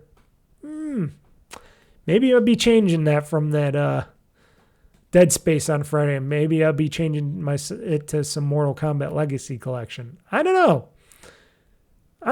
They are spooky. They can be considered spooky, the Mortal Kombat games. But we'll see. We'll see if I adopt that and play that instead of Dead Space. Unless if I go between them and I play some Dead Space and then I play some Mortal Kombat Legacy Collection, that could be a possibility too. We'll see. But I pre-ordered that. That was $45 on the Xbox storefront. Then I purchased 3 other games. Yes, I purchased a lot because there was a lot of sales on a lot of games. And I said to myself, Mr. Mike, I might as well buy these games because they're on sale. I got the money burning in my pocket. And I said, why not? So I purchased Resident Evil 2 Deluxe Edition, even though I got Resident Evil 3 Deluxe Edition before that I still haven't played. But I bought another one. I bought the other one. I think this is the one with what, Claire? Is this the one with Claire? It was only $12.50. So why not? Why not purchase this Resident Evil 2 Deluxe Edition? I could play it on my PC or Xbox, whatever. Probably play on my ROG Ally or whatever. And then if I do a little bit of the modding on it, it'll be a little bit better for me to play, you know. I'll have more fun playing it. And I said to myself, Mr. Mike, why not? It's only $12.50. You can't go wrong with that. And if you don't like it, it's not like you wasted a bunch of money. Because when it was originally $70, that would have been a waste of money. $12.50, it's a waste of some money, but not that much money. Not that much. It's like a little to the face. And I tapped my face with my finger. That's all it is to me. So that's why I bought it. Because I figured, well, if I could do a little modding to it, it'll make it more playable for me. So why not? And I purchased Persona 3 Reload. It was $28 from its $70 price tag that it was originally. I do like the Persona games. I already have Persona 3, but the original P3P version of it.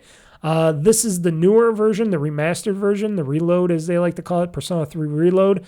I started playing this version instead of the P3P version, and I'm like, well, when I bought P3P, I thought I was going to start playing that, but then I found out that they did this Reload version. I'm like, shit. And I was already too late to return the digital copy of the other one, but I said to myself, well, it's only $28 now. I'll continue playing this version. It is a really nice version, so I said to myself, I'm going to play some more Persona. It's going to be Persona 3. I still got to get back into playing more Persona 4 Golden and beating that eventually, but I said to myself, well, I'll play some Persona 3 Reload again, get back into the Persona games again, because I'm sure they're going to announce a Persona 6 or something down the road, and we're all going to be going Persona 6 crazy or something down the road, but till then, I got Persona 3 Reload. I said, why not? $28. Way better than paying $70. I think so. And I know I'm going to play it. I'm definitely going to play this game because it's a good game to just sit back on a ROG Ally or something and just play and play and play. Very fun. Very fun to battle the creatures. And now that I know how to play these games better, it makes it a lot easier for me to play, I think. And then this final game that I purchased, yes, the final game, at least for now, I always wanted to pick up and play. I played the original, like a lot of other people played the original old school game of this. And I figured, I really, really wanted to get this game. I wasn't going to spend $30 on it, but at $12, $11.99, $12. And the sale ends, like most of these sales are still on sale, but they all end on the 16th. So that would be this Thursday on the ROG Ally Day. Okay, so if you're listening to this or watching this and you want to maybe get some of these games, they're on sale now. I think most of these games, I think even Ninja Gaiden, Ragebound might be on sale still. I couldn't tell you because, well, maybe it's still on sale. But most of these games should be on sale still till October the 16th because they have a sale going on right now like they always usually do. And they'll be on sale again, but this was a really good sale. They took a lot of money off the prices on all these games. That's why I bought all these games. But the Oregon Trail, I always wanted to play the Oregon Trail again. I wanted to play it in this. I heard this new Oregon Trail in this new form was really good. They say a modern twist on the road to Oregon. This official game will immerse players in a historical journey. Pick up your traveling party, stock the wagon, supplies, and embark on adventures filled with tough choices, new dangers, and unexpected situations. And I'm like, I really like that. I really liked that game. I really liked it back in the day when it was just that beep, beep, beep thing and brr, brr. Now it's it's a better game, and it was only $12 from $30. And I said to myself, Mr. Mike, there is no way you cannot not buy this game. So I had to buy it. And I could play on my Xbox, I could play on my ROG Ally, PC, whatever. On sale, 60% off. A lot of people that I seen in the reviews played it and said they love it. And I said, why not? It's $12. So I had to buy myself the Oregon Trail, folks, because I know I'm going to play it, and I'm going to probably do a Let's Play of it eventually. Maybe sooner than you think. Maybe it'll be next week. I might do a Let's Play of this because why not? It's a fun game. If it's like anything like the original game, it is going to be a totally fun game. And like I said, all these games that I talked about, except for Mortal Kombat Legacy Collection, are all on sale, at least until the 16th of this month. So check them out. Check out other games because there's a bunch of other games that were on sale, but I did not get them. These are the main games that I figured I was going to actually try to play. And you might want to get them and play them. Just saying. So those were the games that I picked up and purchased. Now I'm just updating my list here and doing this here because got not too much show. Well, we do still got some stuff to do. What else do I got? Hold on 1 second. I'm going to pause this. You're not going to notice a thing. I just got to turn on the air conditioning in here. So I'll be right back. Okay, and I am back, and hopefully you're not hearing the fan above me. You probably don't, because I usually have the fan on a lot of times when it's really warm in my house, or really warm in my office, because that computer across the way does heat up this room, this office, pretty well. So it's even though it's cold outside and it's only like in the 50s outside or something right now, it is like 76 degrees in my office right now. So from 50 outside, 76 inside. Now note, I only got the heat on for like 70 or something in the house. I don't got the heat on really high. I got it lowered, but still it's 76 in my house right now. In my office at least. That's what computers do. They heat up your room really nicely. So I was getting a little toasty in here, so I had to turn on my fan in here to cool it up a bit, drop it down a degree or something. But yeah, what else do I got to talk about here? So I talked about that. I didn't talk about my scheduling and shows. That's what I got to talk about. So as of right now, let me see. Let me bring up my schedule here. So it is going to be a different kind of a week this week. I'm not going to do, at least unless if there's any big, super big game news stories going on, I'm probably not going to do any regular Games Talk News Now shows this week, just to get you guys updated on that, because I got so much stuff going on this week. Like I said, they got the podcast now for today, Monday, as you're listening to this. I'm recording this the day before. I got my Supermarket Simulator Let's Play on Wednesday, the 15th. The live show on Thursday, 12 noon Eastern Time for the Xbox ROG Ally release stream, and that's on the 16th. And then I got my live show of my GameOn stream at 8 p.m. Eastern Time on Friday with American Truck Simulator. That's on the 17th. And, of course, the 18th is the American Truck Simulator video that will be out on the 18th, of course. But so far, I got a lot of stuff going on. Plus, I got other stuff I'm doing during this week.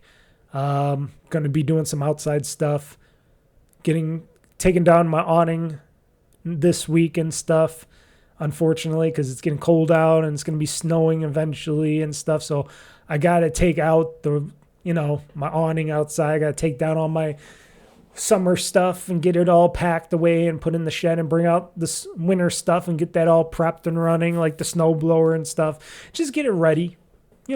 People are saying, but there's no snow. It's not winter yet. But if you prepare ahead of time and you get that stuff ready and working, then you don't have to worry about it. And that's what I like to do. I don't like to worry about stuff. So that's why I like to prep early and get it all cleaned up. I got to clean out the garage, stuff like that.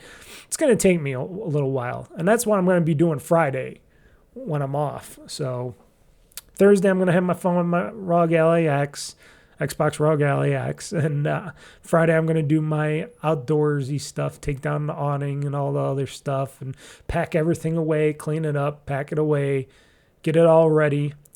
Maybe I'll bring out the Christmassy stuff too and set up for Christmas. I don't know yet. I want to wait for some snow first, I think. But I could get the stuff out and ready Maybe I should buy some more Christmas lights. But I'm more of a Christmassy type of guy than a spooky guy. You know, I do like the spooky stuff, but I just don't decorate for spooky time because then people will think I got to hand out candy, which I don't. I'm greedy like that, but I don't like handing out candy for I almost said Thanksgiving, for Halloween. It's just not my thing. But you know, Christmas, I like to decorate outside a little bit, put some lights on. Now that I got the front for the lights and stuff, I can put some lights on and stuff and have that all ready. Why not? But yeah, Christmas. Yes, before you know it, it'll be Christmas. What else? Yeah, so that was the schedule. I'm just looking for more stuff. Oh, yes, this. I'll talk about this before we go because I'm thinking about, I'm going to do some light gaming news. We'll see if I get into that. But talking about setups and stuff, game-wise, not game-wise, I'm a big entertainment buff. I talked about it a lot. Yesterday, was it yesterday? Yeah, yesterday I reconfigured my home living room setup for my entertainment center and stuff, and for here too, because it involves my office. Because I got my PC here sort of connected. It's connected in weird ways to the living room, to my Xbox, because I got my Xbox connected to a splitter box that goes and splits the cable or the HDMI to my capture card here in my office, which goes underneath the office and stuff and up and into my computer here, which is really cool thing I'm doing.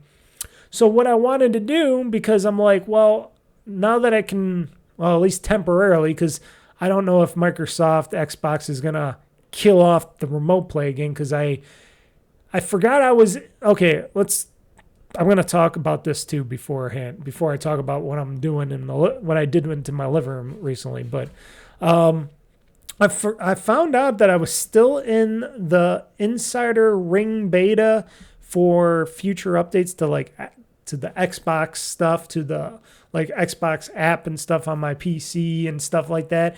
And I didn't know I was still in that ring.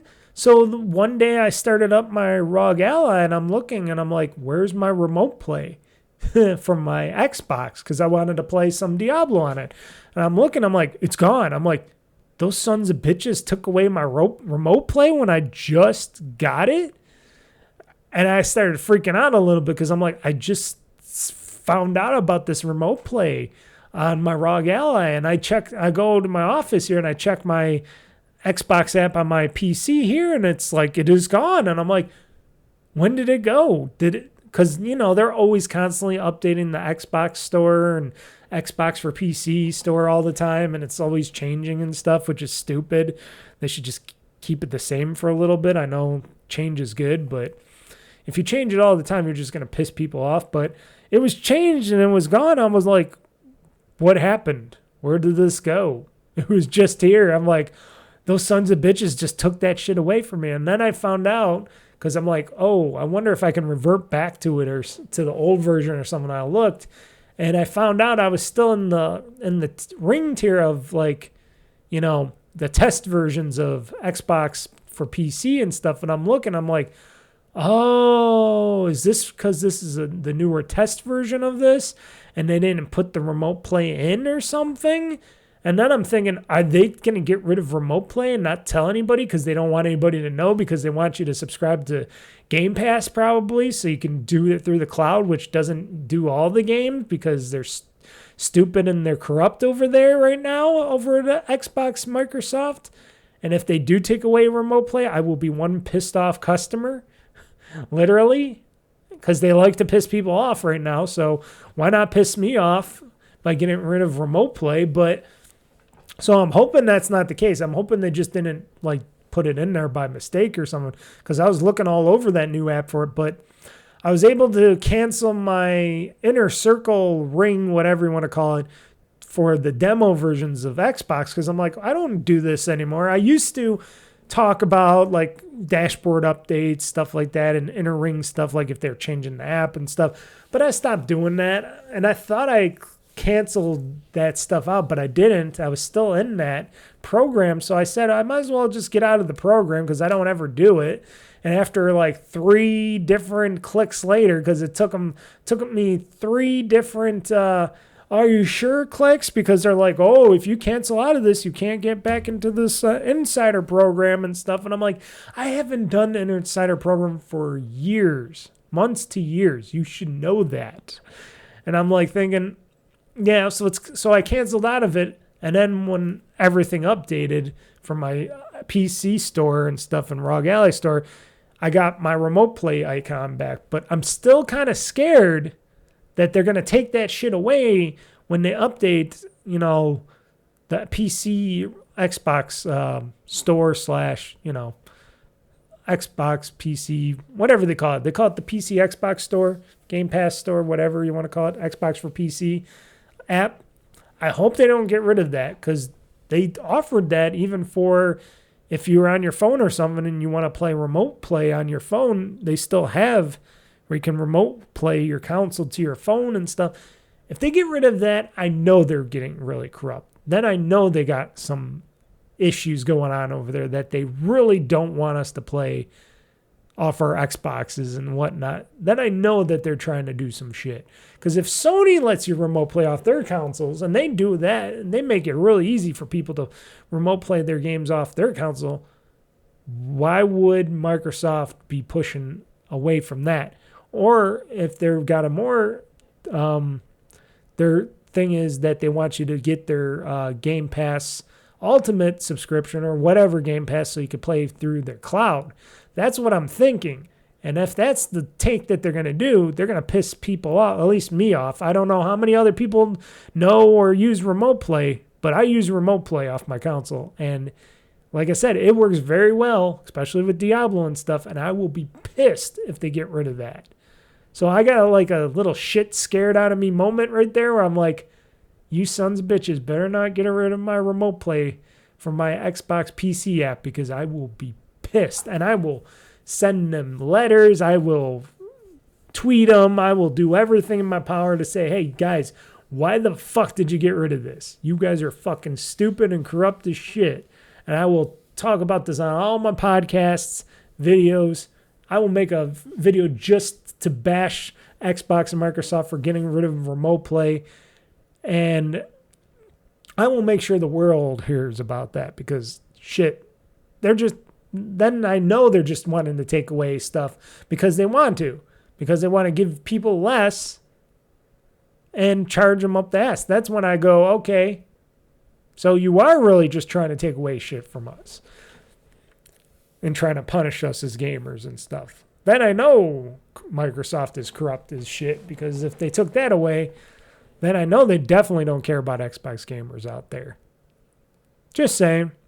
Because like I said, I just discovered remote play. I want to be able to use remote play as long as possible. And they still tout that they're going to keep doing remote play, but I don't know. If it's not in that newer Inner Circle version of the Xbox Game Pass app, it makes me very scared on what remote play, if it will stick around or not. Now, that could be just me. Do any of you guys use remote play off your consoles to your PC or handheld or phone?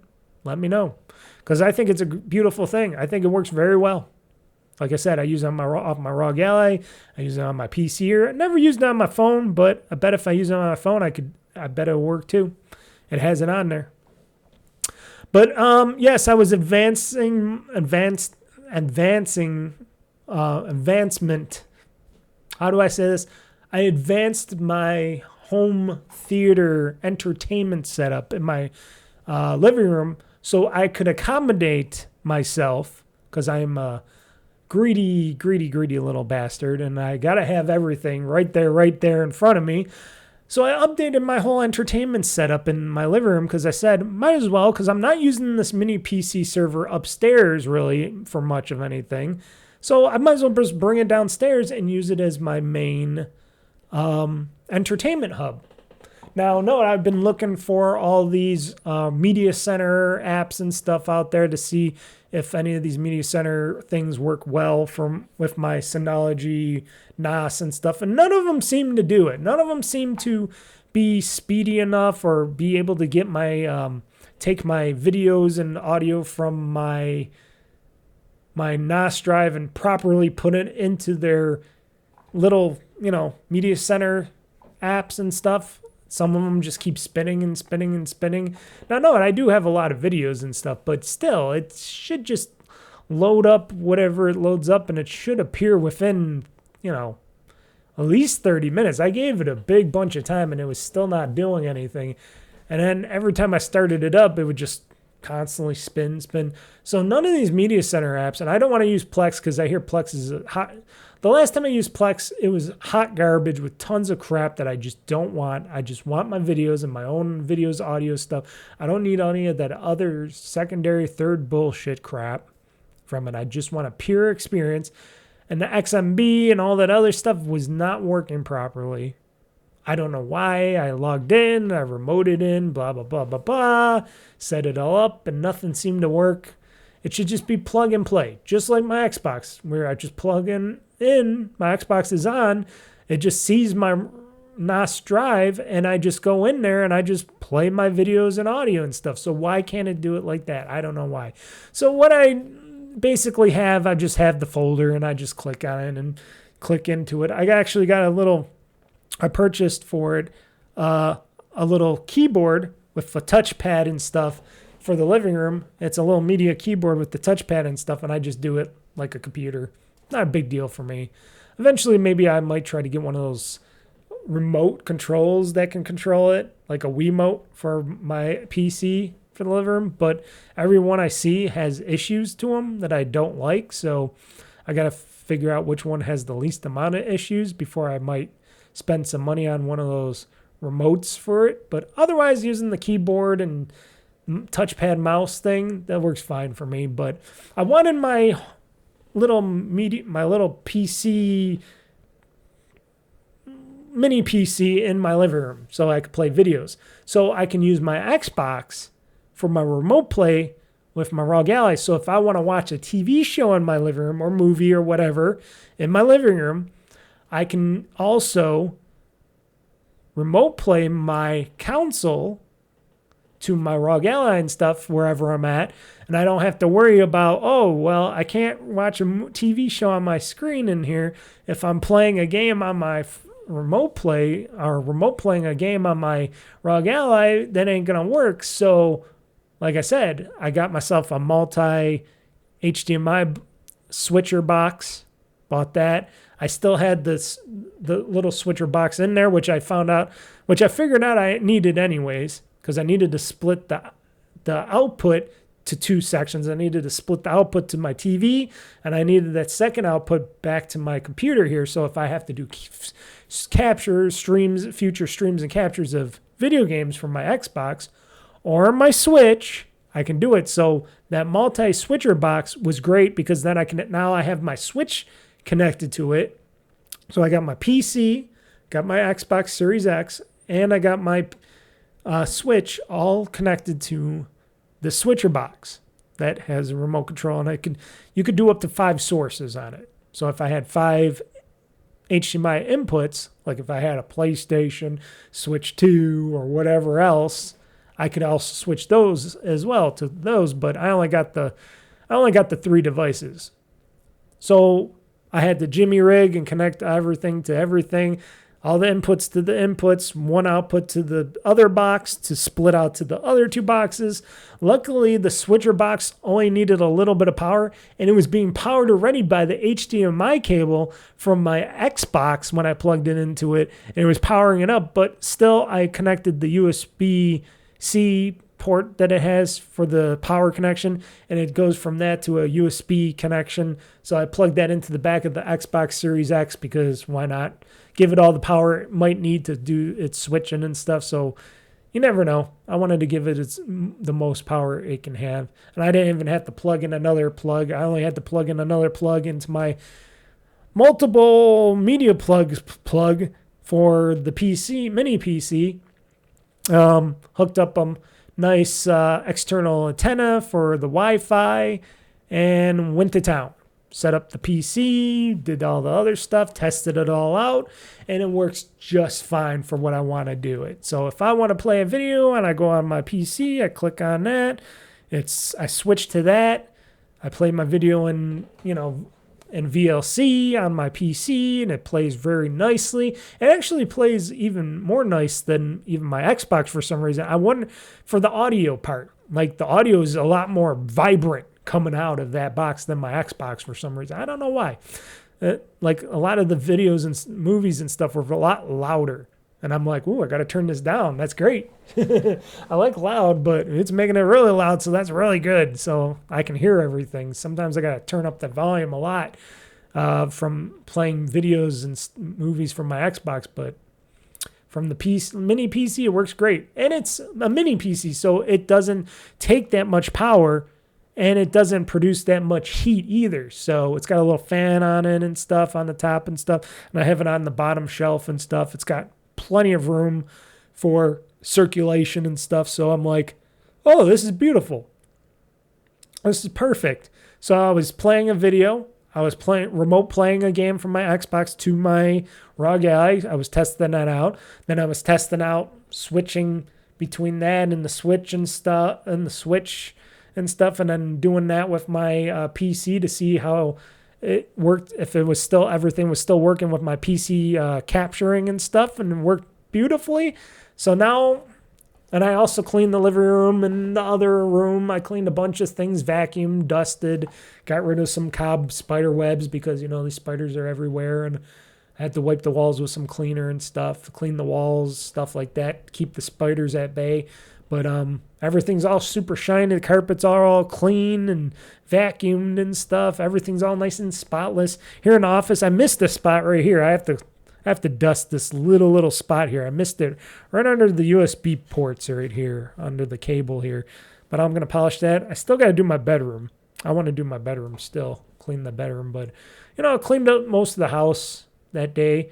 But I was so happy I got the entertainment center fixed up because, like I said, I wanted my whole thing for remote play was not just to remotely play my games from my Xbox to my ROG Ally and to be able to play them anywhere in the house, but also I want to watch a movie or a TV show on the big screen in my living room and be able to remote play it on my ROG Ally. So it solves a lot of my initial problems, my big problems right there. So I'm all out of problems except for the electric bill. The electric bill is going to still be up high because I'm going to be, because now that I got my Xbox on remote play, I can't have it on its power saving mode. So it's going to be a little bit more sucking up the power.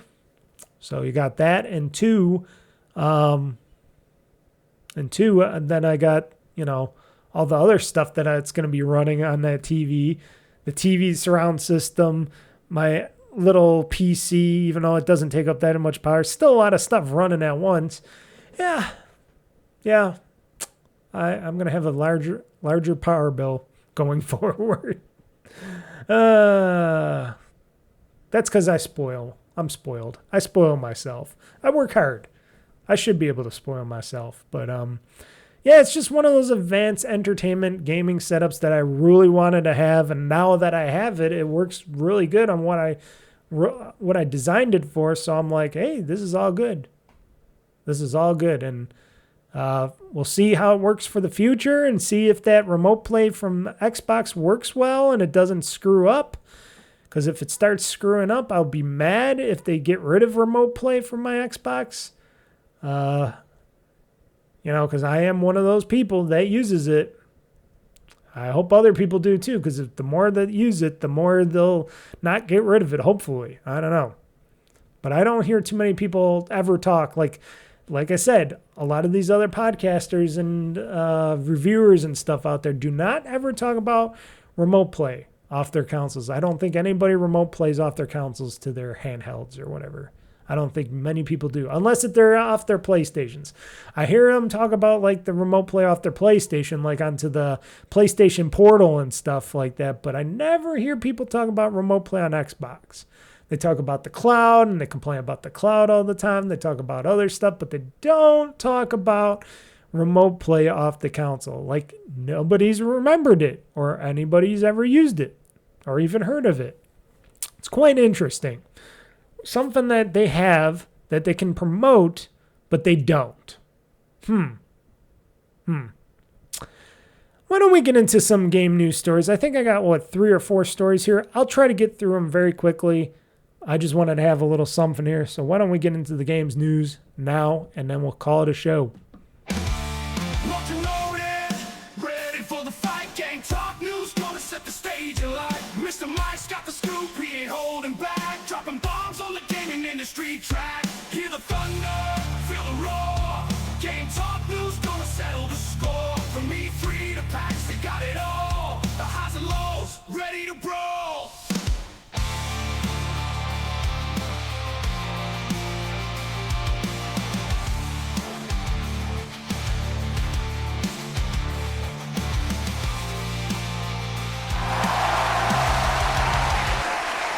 Okay, there we go. Got enough of that.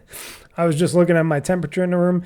It has dropped 1.5 degrees, so it dropped from 76.5 to down to 75 point something right now. So it's dropping. It's a little cooler in here. That's good. Because it was getting a little too musty. It was getting a little too warm in this office. You know, like I said, I got this giant PC that I'm running here. And it's getting a little darker, so I'm going to have to turn on my light here, too. There we go. Sorry about that. A little brighter. Let me turn down the brightness a little bit. There we go. It's getting a little darker outside now. It's only not even 3 o'clock yet, and it's still getting a little darker. You know what's getting dark? Well, a lot of people in their more compromised government IDs and stuff like that out there. Because, you know, a lot of these online services like Discord are using... or are making users use their government IDs and stuff to sign up for Discord now and to protect. I don't like that. I don't like it when that stuff is happening. Now everybody wants you to go if you want to sign up for their services and stuff. They want you to issue your government IDs and stuff and passports and credit card numbers, and it's just, why? It all gets stolen the more you put it out there to these third parties. So Discord, I guess, confirms that over 70,000 users affected by customer service hack. Notice they say by customer service hack, meaning stupid human being that got played by somebody that talks really interestingly, got played. And they got codes, got probably into the system, got hacked because people are the weakest link in these systems. See, this is where Skynet and AI, that's why I say Skynet, has to take over these systems. Because us dumb human beings cannot be trusted. I can probably be trusted because I don't trust anybody. And if somebody's like, but I really need to give me my account, I'll be like, sorry, give me your government ID and whatever, and then we'll see if you can get in your account. Oh, I need it right now. I got a crying baby behind me. I don't care. That baby don't use Discord, right? It ain't that important, right? It's not life or death, right? Okay, then, do it this proper way and I'll let you in, but otherwise you're not going to let in. Sorry. I can only service you so much. I look into that shit more. A lot of these people, they're just trained to help as much as they can, and sometimes they help too much. So this goes on and on. I was reading this article. So basically, they were talking about this. I don't know if this was just happening with the UK, but it says as part of the legal obligation to comply with the UK government's new Online Safety Act, and the EU's Digital Service Act, Discord, which boasts over 200 million users worldwide, required users to confirm their ages through a third-party agency called 5CA, whoever that is. Now, I'm wondering if this was just part of the UK part of it, or if this is all of Discord. Like, is Discord doing this with everybody here and there? Because, freaking UK, United Kingdom, they're really shitting the bed when it comes to this age verification and safety online bullshit to protect the kids and stuff. They've been really shitting the bed with all that stuff and overreaching and doing all this other stuff, which is really pissing people off. So apparently, while different platforms use different authentication methods, some require a photo of a government-issued ID, such as a driver's license or a passport or proof of user's age. It's these scams from users who had been in touch with Discord's customer service team that have been compromised.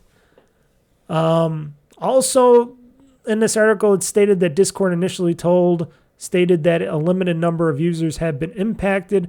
A further update revealed approximately 70,000 users may have had a government ID photos exposed, which stated their vendor used to review age-related appeals.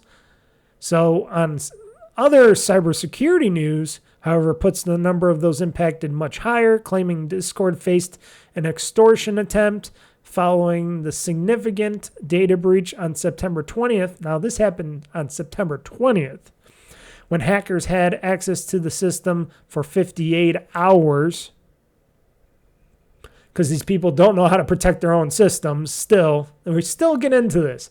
People like Discord, it doesn't matter. And these are just online companies. They're always online with stuff. And you would think they would have better teachings for customer service agents, and there would be security advisors overlooking these customers. That's what they really need. They need security agents to overlook these customer service agents and listen on the calls, whatever, so they can detect if somebody's trying to do some, cyber security hacking via phone and doing some stuff like that, verbal hacks and stuff. So they would hear that and go, hey, cut them off or someone, or pause them and say, hey, no, you can't let this guy in. He's trying to hack you. They need people like that in these companies. That's what we need. Or we need a Skynet, a robotic Skynet, to be able to override and say, no, this guy's trying to hack you. So apparently these hackers had access to the system for 58 hours. So meaning nobody knew. Either they didn't know or they knew and they didn't know what to do and they didn't shut it down or anything. They didn't shut down Discord or anything. So shit was going on. The claim also has been that 1.5 terabytes of sensitive data has been stolen, including over 2.1 million government-issued identification photos used for age verification, affecting 5.5 million unique users across 8.4 million support tickets. This is considerably more than Discord's estimated 70,000 people. So basically, they're either lying, or they lied, or they didn't know the extent of the hack, and they got really fucking hacked. Now, is this just for the UK, or is this worldwide? Is this all in one area?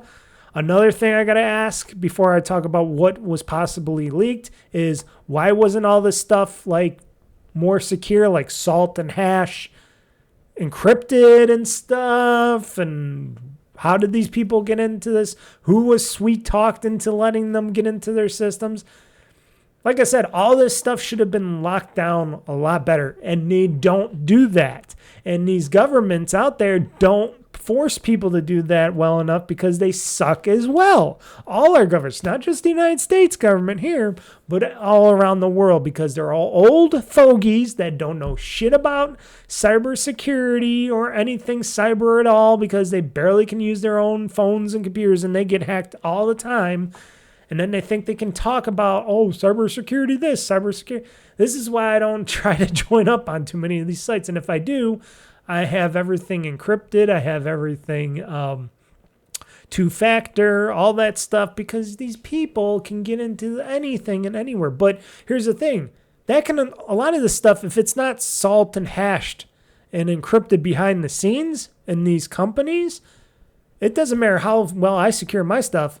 If that company, let's just say my bank, They don't keep this stuff all locked up and secure and encrypted and stuff, and somebody sweet talks their way into or whatever to hack into their systems, and they get my stuff and they can just look at it right there and then. What's that do me any good if these companies don't want to take the initiative to secure my data? And that's what pisses me off. And it's like, well, I should be able to sue these motherfuckers, right? Because they're not securing my data? No, you can't sue them. Why not? Why can't I sue? They can sue me. Other people can sue. Why can't I sue them? They lost my data. They're in charge of my personal shit. They should be held up to it, not giving me like, oh, here's 3 months or 6 months of data protection, whatever bullshit service that they give you, like LifeLock or something for 6 months. Fuck that shit. I want some money from you guys. I want my money. I want my stuff, canceled. I want you guys to pay for my new identity and all this other stuff because it's your fault for not protecting my shit the first time. But sadly, that's not how our world works, folks. We don't get to do that stuff because, government overreach and stupid old people that run our governments don't know shit. And they all bitter and quarrel amongst each other on stupid shit, and they don't protect anything. That's why you got to be very careful when you put your shit online. And a lot of people aren't smart enough for that as well. But the possible leaked information would have been your name, Discord username, email, and other contact details if provided to Discord customer service, limited billing information such as payment type, last 4 digits of your credit card number, and purchase history if associated with your account, your IP address, messages with our customer service agents, limited corporate data, training materials, internal presentations. The unauthorized party also gained access to a small number of government ID images, which I'm sure is more than what they're saying. So that's a lot of shit right there. Discord assured users that full credit card numbers or CCV codes were not involved. Would you believe Discord on this? I don't know if I believe Discord, because if they lied about how many things were getting stolen from them and the time frame and all the other stuff, and then they said, oh, only this stuff is being taken. Would you believe that your credit card is safe with them? And their service and their CCV codes. Would you believe that? I don't think I would believe them. I don't know. Discord's been around a long time, but I don't think I believe them. I believe Discord's been getting a little I wouldn't say crappy over time. I know a lot of people that I watch use Discord, and I just go, that's a ticking. I think Discord's a ticking time bomb because I think they don't do the best job for their system like a lot of other people out there, and they don't take the necessary steps to protect and lock down anything like any other company. And this just shows on what they can get hacked. And a lot of you probably don't understand how much involved they can get hacked. They can get your credit card numbers and stuff. I'm sure the bad guys have your information. They got a lot of it. They probably have the credit card information, because if they didn't salt and hash any of the other stuff, why would they do that with your passwords and stuff? But they say they weren't involved, but we'll probably find out later that they were, and that Discord's going to be internal investigations and stuff like that. Nor, they also said, we're not involved, nor were Discord messages, posts, or any password/authentication data.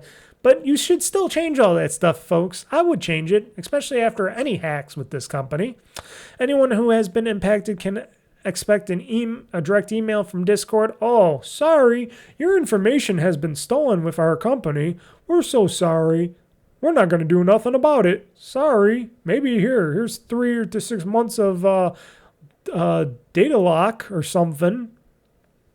This is why I lock down a lot of stuff, like my credit cards. I lock down my house information. I lock down a lot of stuff. I lock down my government ID. So, shit, people want to get into that stuff. They can't, because I got it all locked down. Social security number, all that stuff. So nothing, no loans, no credit checks, no nothing can come out of my stuff. Title lock, all that stuff, because you never know. Nowadays, people can get onto that information and steal anything. And trust me, that'd piss me off way more than just a simple credit card stolen. I'm talking about your life stuff. That's why these services suck so bad. And I'm not talking about Discord directly, but the third party that they're using for security purposes and the age verification services, that's all bullshit. All that government issued shit is dumb. UK is dumb. They're dumb. They're dumb. They're a dumb country. They're a dumb continent. We're not smart either. You know, if we go to age verification bullshit here, you know that's going to all be fucked. You know, people are going to fuck that over because it's stupid. People should be protecting themselves online their own way, not looking for government intervention, not looking for these companies to intervene on your behalf. No, this should be the parents learning how to use this shit and doing it themselves, kids being smarter, or also teaching the kids to be smarter online and not do this shit, and not let these people that work in these companies give out information, because you have a human that has the key to this castle of this information. They're going to get hacked because they're not smart enough or good enough to prevent people from sweet talking their way into getting that stuff. It happens all the time. It was just a matter of time that Discord got it.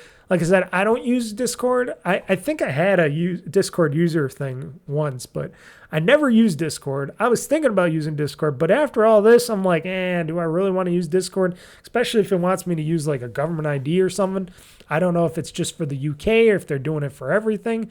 Because if I wanted to join or rejoin or whatever with Discord and it asked me for a government ID or something, I'd be like, nah, never mind. Because I don't trust them. I wouldn't trust them after this.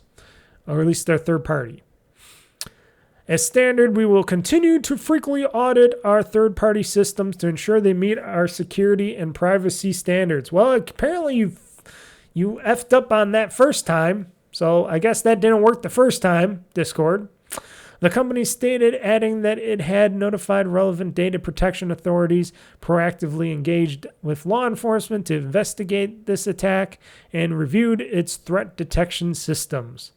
Looking ahead, we recommend impacted users stay alert when receiving messages or other communications that may seem suspicious, Discord added. We have service agents on hand to answer questions and provide additional support. We take our responsibility to protect your personal data seriously and understand the inconvenience and concern this may cause you. Like, that's the basic stupid bullshit that every company says when they get down to it. We value and we take great responsibility to protect your personal information, and we understand what inconveniences may this cause you. That's a standard bullshit that every company says. That's their standard PR bullshit. I don't believe it. I don't trust people like that. And you know what? Like I said, I don't really use Discord, so it's not big. It's not a biggie to me, but if I ever wanted to use it in the future, I'd be very cautious, especially if they wanted my government issued anything. And then I'd be like, government issue my ass out the door. So bye-bye. Gotta be safe, people. Third party or not, they could all did a better job. They all failed. After 250 job losses and disastrous management, GameZattack staff past and present unite in open call for better conditions as further layoffs are feared. So if you don't know GameZattack, that is that really shit game that I've been waiting for it to come on the Game Pass. I'm surprised they didn't try to put it on Game Pass yet because, stuff like this does end up on Game Pass. But I watched people play it, and it is a pretty bad slush type of a game. But I would definitely love to play it on Game Pass, get it on Game Pass just to play it to see how bad it is. It's made by a company that was a former Leslie Benzies. I think he was the leader. He formed this company, right? Was it Leslie Benzies? Whatever. I think it was Leslie Benzie or something, former rock star guy. This company is called Build a Rocket Boy, and they made Mind's Eye, which more than 90 staff who. So basically, this was a super big blockbuster flop because I think they originally were going to bring it out later, but then they were so scared of Grand Theft Auto that they like pushed it out way earlier than it was supposed to be because they were so worried about GTA 6, even though it got pushed to next year. And they were worried, and it still wasn't such a good game, and people played it, and people noticed it was such a bad game. I watched people play it. I'm like, wow, this game really is boring looking and sucky, and wow. So basically, all these people are there's 90 staff who worked on this year's blockbuster flop Mind's Eye have sent a searing open letter to the company's management calling for a change after one of the worst video game launches this decade. And this is one of their first video games, and it was a flop as one of their first video games for this Build a Rocket Boy. So after that, after your first game has flopped, are you going to be making another game after this? What I am thinking this game, Mind's Eye, that came out like this, is going to send more ripples through this company, meaning this company is going to go under. This Build a Rocket Boy is going to be build a nothing because it's going to go away. It's going to close down. There's nothing that's going to save this company now. They spent too much money and too much time and made disastrous decisions, and that's what's happened in this company. So this letter stated that between 250 to 300 staff have now lost their jobs due to Mind's Eye failure, something which is blamed squarely on the decisions of the company bosses, meaning bad management. I know that from a lot of companies. There's strong criticism of the way layoffs were handled. One of the suggestions was that misinformation may have led to the wrongful dismissal of dozens of staff members. A letter published through the UK Game Development Worker Union, IWGB, calls on Mind's Eye developer Build a Rocket Boy and specifically its founder, Leslie Benzies. So Leslie Benzies is the founder of Build a Rocket Boy, and co-CEO Mark Gerhard to apologize for the mistreatment of staff, to provide proper compensation for laid-off employees, as well as make improvements to layoff processes ahead of what sounds like expected future redundancies. Here's the thing. There's not going to be any future for this company. This company's going to be gone. I highly doubt they're going to make any games. If they do, who's going to want to play them? Everybody's going to be like, Build a Rocket Boy? Oh, didn't they play? They're going to Google search if they don't know who the company is, because it's a shitty name, Build a Rocket Boy, in which they don't even have any rocket games that they built. They could have called the company Mind's Eye. It would have been better, but no. But still, they're going to be like, people are going to look it up and they're going to go, oh, they made that game, the Mind's Eye game, the game that really got really shitted on. Okay, no, I'm not going to play this new game. So who's going to buy another one of their games? They failed out of the gate.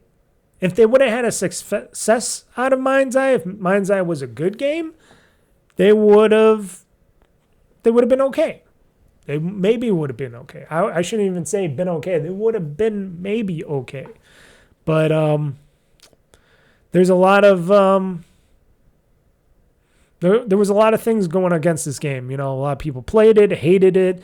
There was a lot of stuff going on, like a bad launch with publisher IO Interactive, which distanced itself from Mind's Eye because even they said, oh, even though we kind of fucked up on the outing of this game, but still the game was horrible anyway, so it doesn't really matter. You know, got a lot of things that went against this game.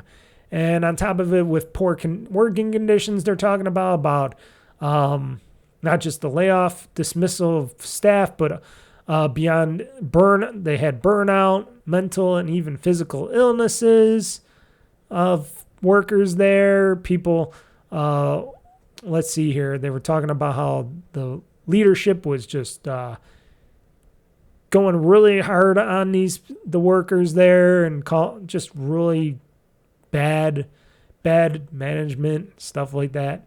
So this whole company's going to be gone.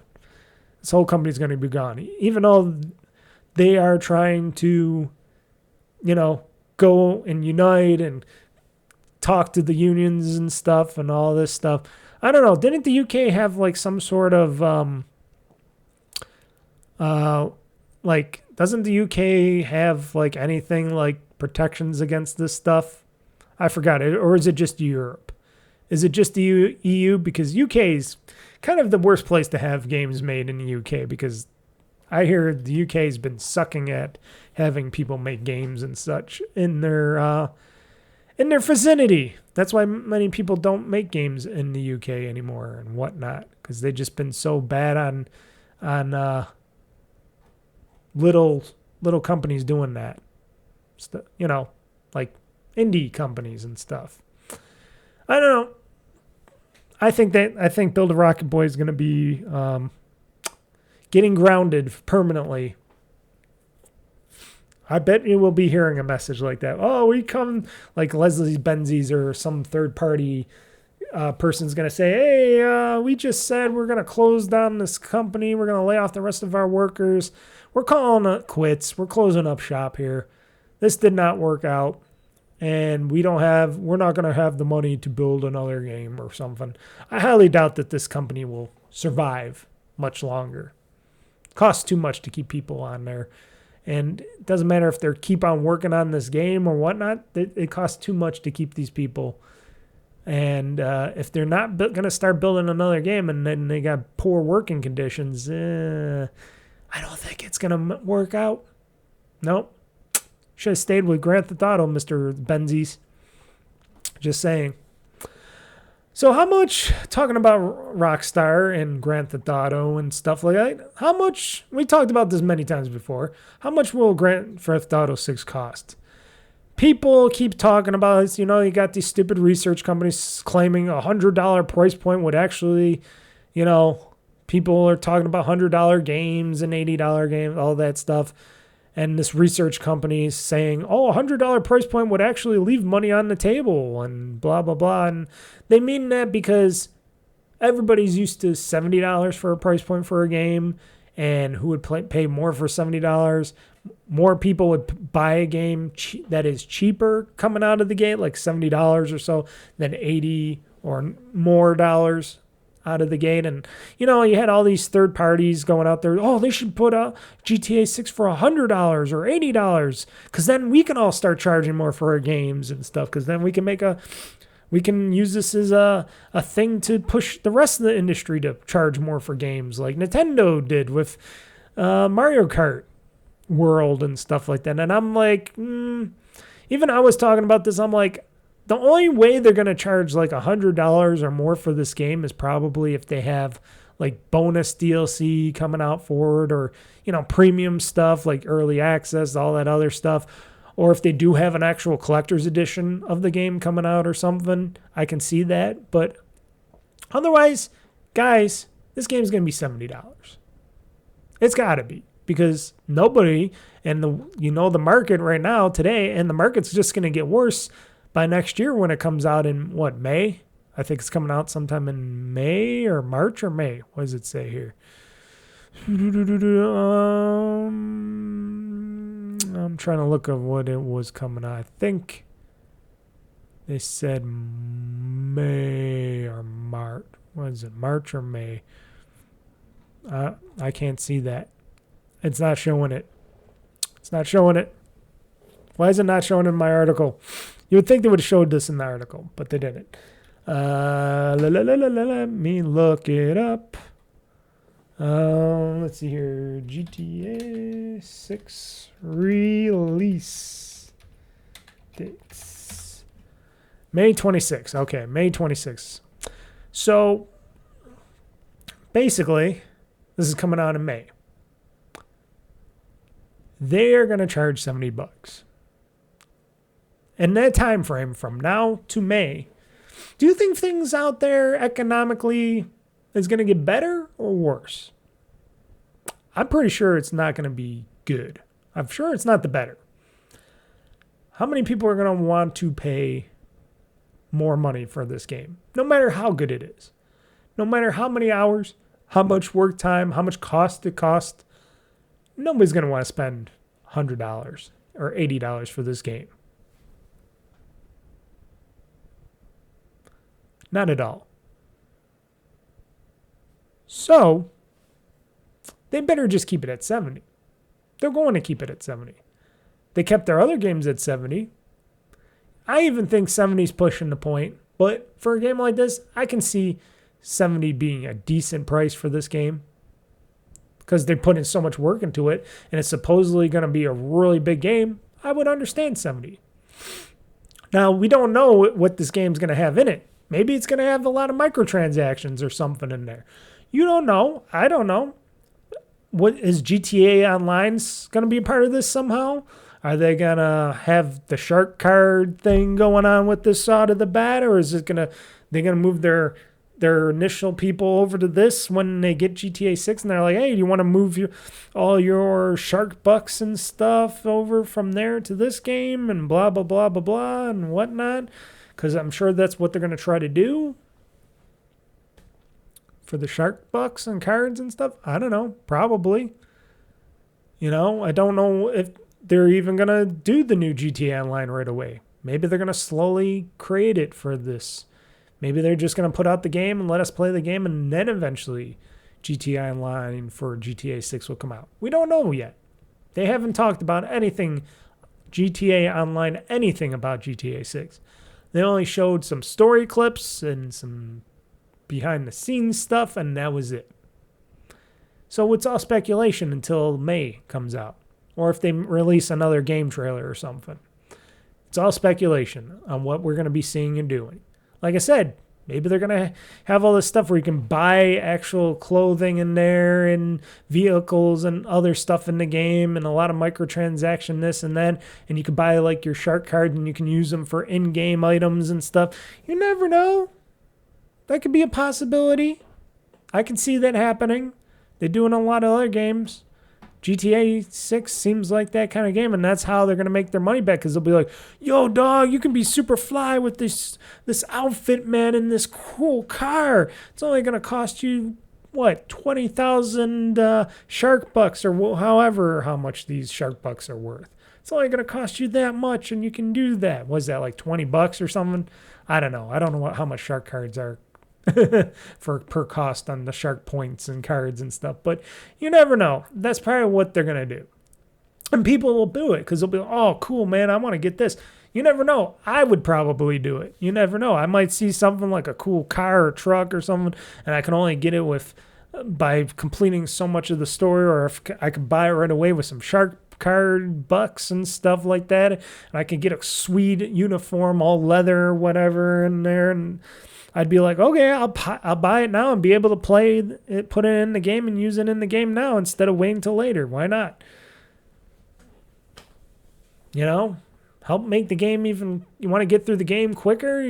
You have some extra money on hand, pay it, and then you can get through the game quicker by making your guns better, more ammo, stuff like that. I can see all that happening. Even though $70, you get the initial amount of stuff, and you can play the game without paying a dime, still, it'd be a little easier if you pay a little bit. I can see that. Happening. But what to the extent, and will they do it? That's all we got to find out. But $70, people got to stop talking about that. You got these third-party people, whoever they are, these analysts, as they like to call themselves, or influencers or whatever, they got to just shut up. They're not Take-Two. They're not Rockstar. Take-Two and Rockstar do what Take-Two and Rockstar does. They run their company. They're very profitable. They know what they're doing. They're going to, like I said, if today's price point is $70, in May it's going to be $70, I'm guessing that's what they're going to charge for this game. If they do charge more for the game, I'm sure a lot of people, I don't know about me, depending on how much it would be costing more, but I'm sure a lot of people would be thinking otherwise, going, $80, $90, $100 for this game. I don't think I'm gonna wait and buy it when it's on sale for half that cost. Then they lose more money because then people will wait till it's $50 to buy the game. Because that's what people do, like me. If a game out there is like more than what I want to pay for at the time, I usually wait till it's really dirt cheap, like $10-$20, and then I buy it. You know, if a game's like $70-$80, usually 70, and I'm like, I'll wait on it. I'll wait till it goes on sale for like $23.99 or something, and then I'll get in. Then they just lost a whole bunch of money when they could have just charged like $50 for the game or whatever. You know, certain things, certain price points will cause consumers like me to wait for it to drop really low, and then it's like, well, if you would have not been greedy and you would have dropped it a little bit or left it at this or did something else with this game, maybe I would have bought it. But because I didn't see the value of that, you lost all that money. You know, and in today's day and market, every game purchase out there, most people can't afford to do that. I could. Most people can't. It's an expensive hobby, like I always say. And people's wallets are tighter than ever, and people will push back. Yep. I will pass on this third one. And basically, the third news story was just Sony teasing the PlayStation 6 release window. Let's just say it. 2028, that's when they're speculating it. I'm just quickly going through this. Mark Cerny was talking about possibility of a release window in the next few years or anything like that. Is that what he said? A few years, which is like 3 years or so. Here's the thing. Sony, look at Microsoft. Sure, Microsoft, Xbox is doing horrible. They could have did it a lot better, but Microsoft got greedy, and they are getting greedier and more evil and intrepid, let's just say. And but you know, they could have had the Xbox Series consoles. You know, they could have took maybe a little loss on them. They got the money in the bank to do that. They could have made the brand, kept it stronger. They're not doing that. You guys, you're going to eventually have to up the prices on your PlayStation 5s and Pros and stuff eventually, especially tariff costs and stuff like that. How many people are going to be willing to spend on a new console when you guys didn't even have that many games for your old console, the PS5? How many people are willing to spend another $6, $7, $8 or more $100 on a brand spanking new PlayStation 6 console or handheld or held console hybrid if you guys don't have that many first-party games coming out? And a lot of your live service games got flushed down the toilet. Because I don't see or hear that many new things coming out of your company. Like I said, you had like little stuff like what is it called? What was he called? Retrobot? Oh shoot, Astrobot. Which I'm surprised it's still not on the Steam store. But you had Astrobot, you had a couple other things, and that was it. What else do you guys got over there? You got that bubble game, that multiplayer bubble game or whatever I heard. You got the upcoming Wolverine game, whenever that's coming out, I think next year or something, or is it this year? I don't know. What else? What else, Sony? I don't see nothing else on your slate. Usually, back in the day, there was always stuff. There was Gods of Wars. There was even games that I didn't really care about, like I was going to almost say Mind's Eye. That would have been horrible. Resistance games. You had Infamous games. You had all these other games. Gran Turismos. You're still talking about the last Gran Turismo. When's that guy making a new Gran Turismo? Or isn't he making a new Gran Turismo? Is he just going to keep updating the Gran Turismo you have? Look at how many freaking Forzas came out before that. And a new Forza Horizon's around the horizon. And you guys are still banking on your regular Gran Turismo game.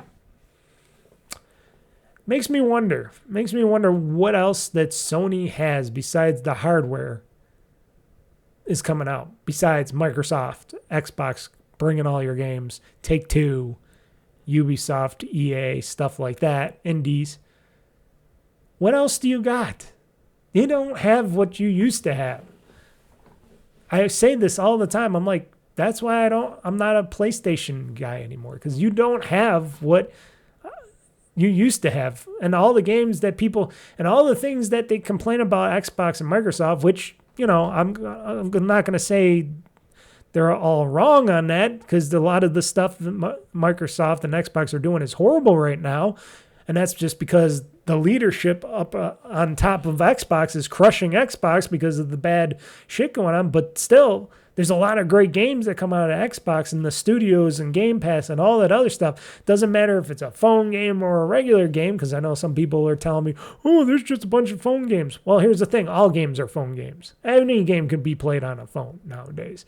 Fortnite, whatever. Doesn't matter. Doesn't matter. But at least there's games being made, and there's games, especially from first-party studios from Microsoft, Xbox, coming out. What is coming out from Sony besides Wolverine?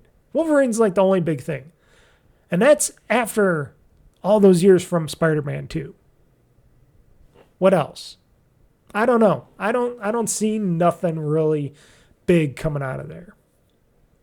So tell me, Sony, why would I want, as a consumer, what would you get me, which you can't give me nothing right now, to get and spend $700-800+ on a PlayStation 6? Because that's what it's going to cost. It's going to cost a lot more. I don't understand. I don't see it. That's all I got to say on that. And this podcast has been very long and long enough. I want to thank everybody for listening or watching it. Any comments or questions, feel free to mention underneath the video if you're watching this on YouTube. Or you can email me at old email address at OldFreakyGamer@gmail.com. I still remember that old email address. I don't know why. It never leaves my brain. But at OldFreakyGamer@gmail.com. Let me know. Tweet me. You can also tweet me, DM me on Twitter, X, or you can also blue sky me, whatever that is. Anyways, let me know on this stuff. Already told you the schedule, what's coming up for this week. Like I said, it's probably not going to be any game news now stuff this week, unless if something really big comes out for our game news now story. It's going to be fun. I'm interested in what this Xbox ROG Ally X is going to be like. I'm hoping Thursday is going to be a fun day for all of us. Like I said, hopefully 12 noon Eastern time will be the start of the stream. This is just the estimated time frame because, like I said, they open at 10 something. I'm giving them till like 11 to let me know that my my pre-order is ready. Hopefully nothing's canceled or whatever, because it's Best Buy. Hopefully I can get in time. Then I want to eat something first, get ready, get the stream and stuff ready, and then I can do this. And then we'll set it up. I'll stream. You can ask any questions, comments, whatever. We'll have some fun with the Xbox ROG Ally X. So everybody, I am Mr. Mike. I'm signing out. Thank you for listening. Everybody, game on, game hard, world conquest.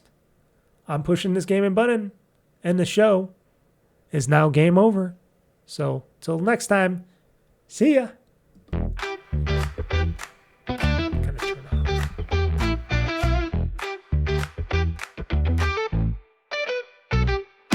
Pixels flicker neon bright, old freaky gamer plays all night. Joystick in one hand, fries in the other. He's the king of one more level, brother. Press start, he's in the zone. His throne's a squeaky chair alone. Old freaky gamer, he's tapping that, blasting through the game's attack.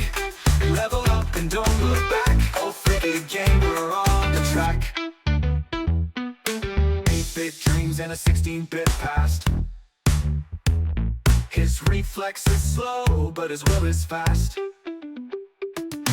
Button mashing like a man possessed. High score chasing, he's obsessed. Respawn, repeat, rage quit, restart. Every pixel's a work of art. Game over doesn't mean goodbye. He's back again, give it one more try. All OldFreakyGamer. Game over.